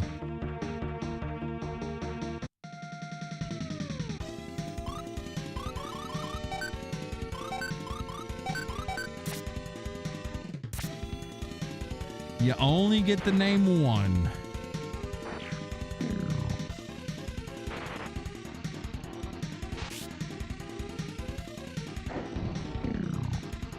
It's Candy Crush on PS4 is good.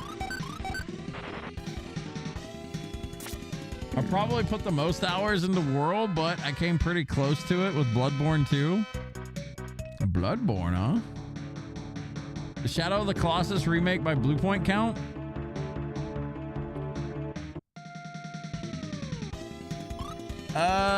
Sure. Yeah, we'll count that. Because the Demon Souls remake by Bluepoint was pretty radically different and better.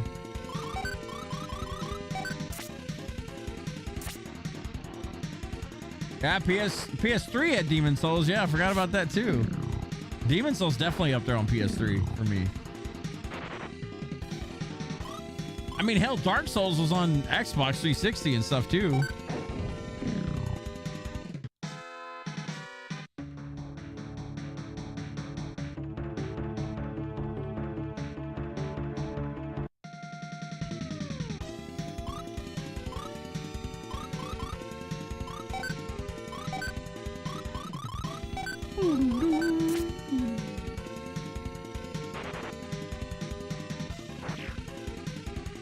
I got another one after this. I got another 2 after this for you guys.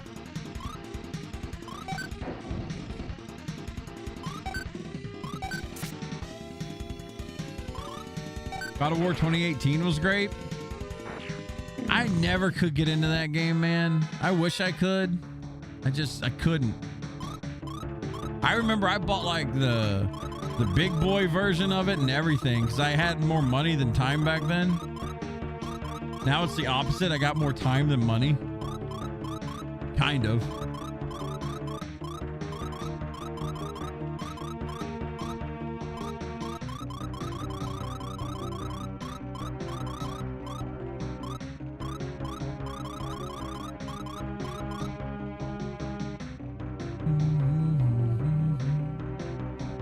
If you could make a JRPG that was multiplayer, how would you do the multiplayer part of it?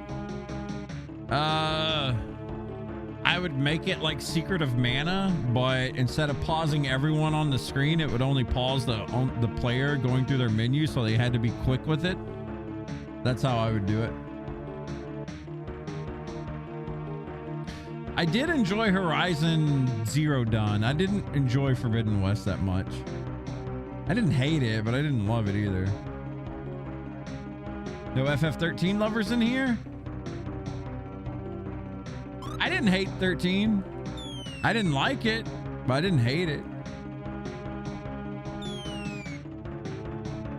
Last of Us 1 on PS4 was amazing. I never played that.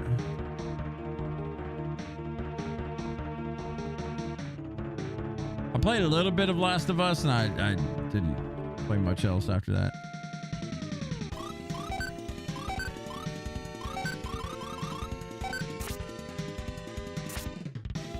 Seven Remake would be basically PS4. I did like Remake. I know after my rant on Rebirth, it's like I hated the whole thing, but I didn't. I really did like Remake. I thought it had a bunch of cringy moments, but it wasn't enough for me to hate the game. And then when Rebirth came out, there was so much fucking cringe in that game that it just killed it for me. And mini games.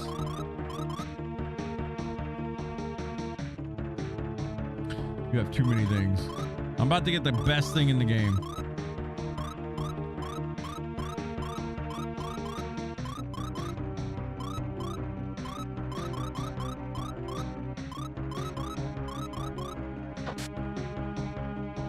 We have done it. We have gotten our might helmet. This thing is like, what? Best helmet in the game, I think. Hell yeah, brother.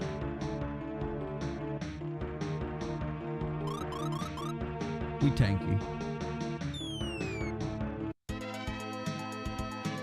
The game became more about doing mini games and exploring. I think there was so much else wrong with it too. Like, there's a guy on Twitter. I'm gonna bring him up real quick. This guy is a very popular streamer, apparently, and he has been making crazy, scathing arguments about how bad Rebirth is, and I can honestly say he is 1,000% correct. I'll just take some of his hot takes here, or some of his regular takes. We'll go full screen real quick. I know I'm taking a lot of breaks today, and I'm sorry, between gameplay and this, but here you go. Let's just look at some of the things that this fella likes to say. Believe it or not, I don't hate 7 Rebirth combat, but I also don't think it needs Final Fantasy XIV MMO design. Don't stand in circles. Don't stand in lines. Don't stand in yellow triangles. Minus 50k DKP for Yuffie. Makes sense. Now, this is Twitter, so I got to bring it on my safe monitor first before I browse around because there's lots of titties on Twitter.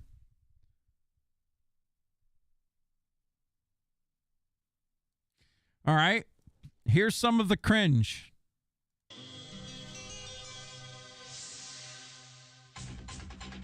FF7 Rebirth makes more sense if you think of it as a Bollywood musical. Seriously, what have they done to this game?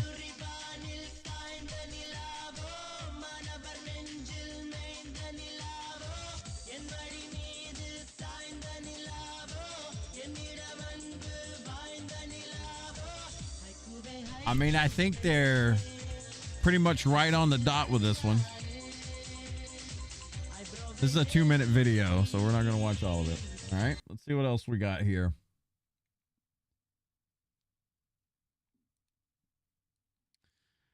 Final Fantasy VII Remake Trilogy changes a lot of things for the worse for no good reason. The pillar collapse was an early major red flag. Okay? When they swing, real FF7, when they swing, panic music fades to silence. When they do the swing thing. No music during the collapse, only the screams of people getting crushed by debris.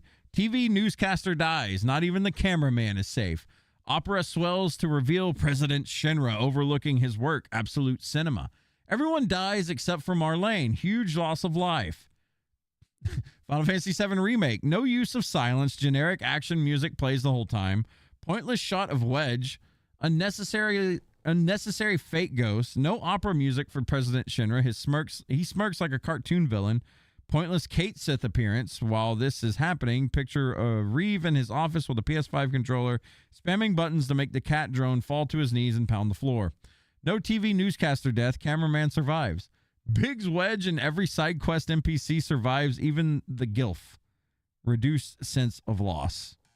The problems didn't start with Rebirth. It was bad from the start. The difference is that we had our blinders up. The idea of a 7 remake was so cool that we just wanted to enjoy the ride.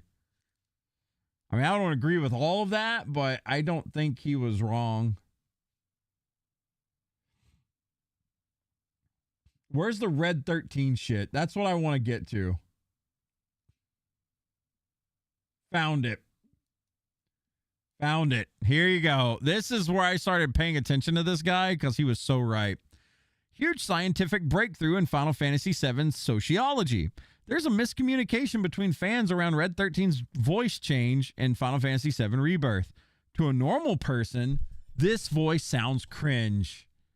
To an anime person, this voice sounds normal. When normal people say they hate Red's uwu voice, anime people interpret them as not knowing that Red is young for his species. This is wrong. Everyone knows this major plot point about Red 13. The complaint is not that he is a teen for his species. The complaint is that his real voice is embarrassing to listen to. You want an example? Hey, guys! It's me! I'm back! We were so worried. Oh, come on. Whoa. We're really gonna miss you, Red. Oh, don't say that. You're only making this harder. I'm not a child anymore. I'm 48. Hey, you're gonna drool on the seat. Close call. Everyone's a winner. Hey, guys! It's me! That ending pretty much fucking nails it. Oh my God, make it stop, dude.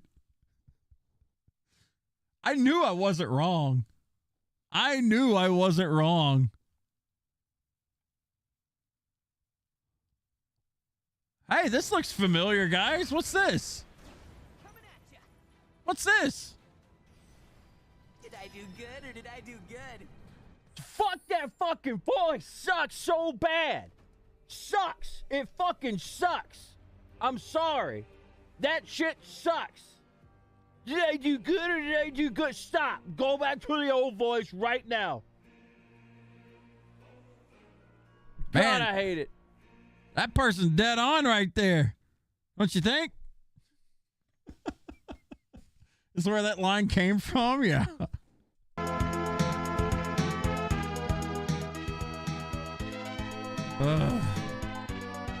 Hey, Jeff, this clip you're watching, this guy sounds just like you. I know, right? You're just confused because you thought his voice was low and scruffy? He sounded fine when he talked low and scruffy. He sounded like a normal voice. But him, he had to get all anime for it. Shut the fuck up. Fucking stupid shit.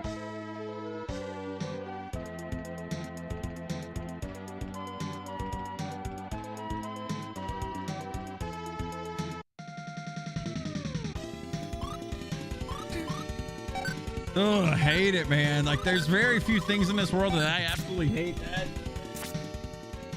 Nothing against the voice actor. Obviously, the guy's getting paid. He's talented. Except it's nothing against the voice actor. It's just that voice. That is a punchable, chokeable, rip-apartable voice right there. Like, stop it. It has no place other than fucking cringe in that game. And that's the only part. I hope on part 3 they give us a choice if we can have him do a normal voice or the voice. You know, give us a choice. If we have a choice, I'm fine with it. Don't care. Did he at least say ooh? No, he didn't say it, but that's what you think.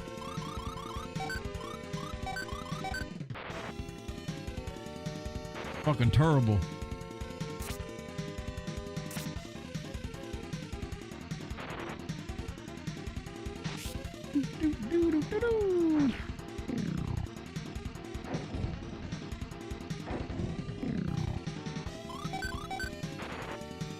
I fully think that having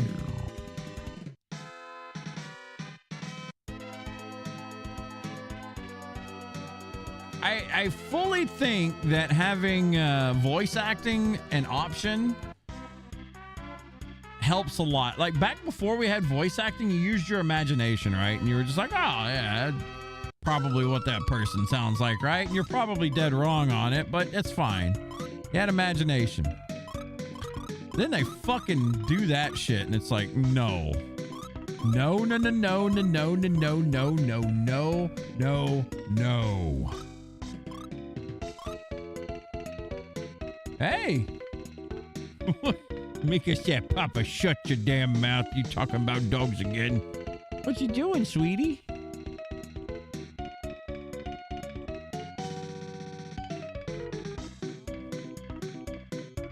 It's old on you today, Mika. Yeah. I told everyone when you picked on Sean earlier. You want a treat? Does Jamaica want a treat? She said, Papa, it's time to wind it down, damn it. Here. Hang on. We'll turn the music down. You want a treat? You want to say hi to everybody? Oh, Jamaica. There you go. There's the sweetheart. There's the queen. Hey. You actually smell good today, Mika. Did you get a bath? Huh? Did Mika get a bath?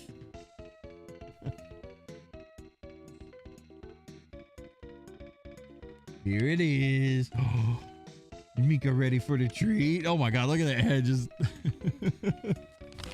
all right, we'll let you pick one, okay? You get to pick. Let's pull them out. Only one, though. All right? You only get one. Which one you want?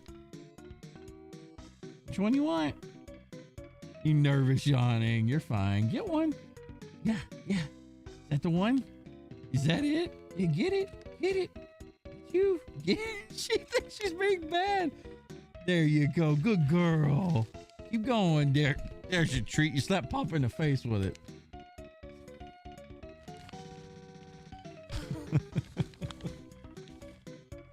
That's Mika going shopping. All right, guys.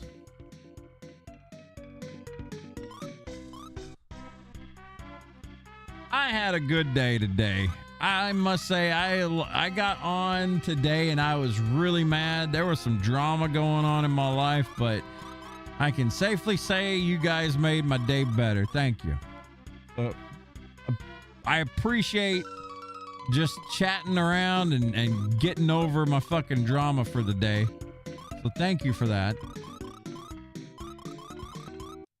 But I am going to save and wind it down. We won't be back until Wednesday. I don't know what we're going to be playing on Wednesday. We could be playing a zombie game. We could be playing more retro. I don't know. This week's going to be kind of a toss-up. Speaking of, the week of Thanksgiving will probably be a toss-up as well, because me and Cha are going to have to get Thanksgiving prepared. Like, we're doing it. We're cooking it for like 11 people. So that week is going to be kind of hectic for us. So I don't know if I'll be able to really play every day that week. We'll see. We'll see. Good to hear. Yeah, I'm way happier now than I was when I woke up. So big thanks for getting my mind off that bullshit. Thank you. It was fun talking video games with y'all. But sadly, like I said, everything comes to an end. I am going to wind it down for now. That zombie game's really fun to watch. So I'm glad you enjoy it, Crow. We may stream more of it next week. We'll see. Kira's got it now. We'll have to get, if we get more and more people, we'll stream it more and more. So if y'all want to play, we can get some good stuff set up. I still got to talk to Cruz about possibly getting a private server going for it. So anyone can play at any time. We can progress together kind of thing. But anyway, I'm getting on out of here. Thank y'all so much for hanging out with me tonight. Lufia for sure next Sunday, but we may do some more Lufia this week. We'll see. I kind of want to, I'm ready to jump into Lufia too, and I also really want to play Illusion of Gaia pretty soon. So we're kind of things to do. But I appreciate y'all. Truly, thank you. Y'all have a glorious Monday and a Tuesday. Be safe, be good, and I'll see y'all on Discord if y'all want to play like Battlefield or something. You good? She acted like she was trying to choke. I'm getting out of here. Y'all have a good next 2 days. Take care.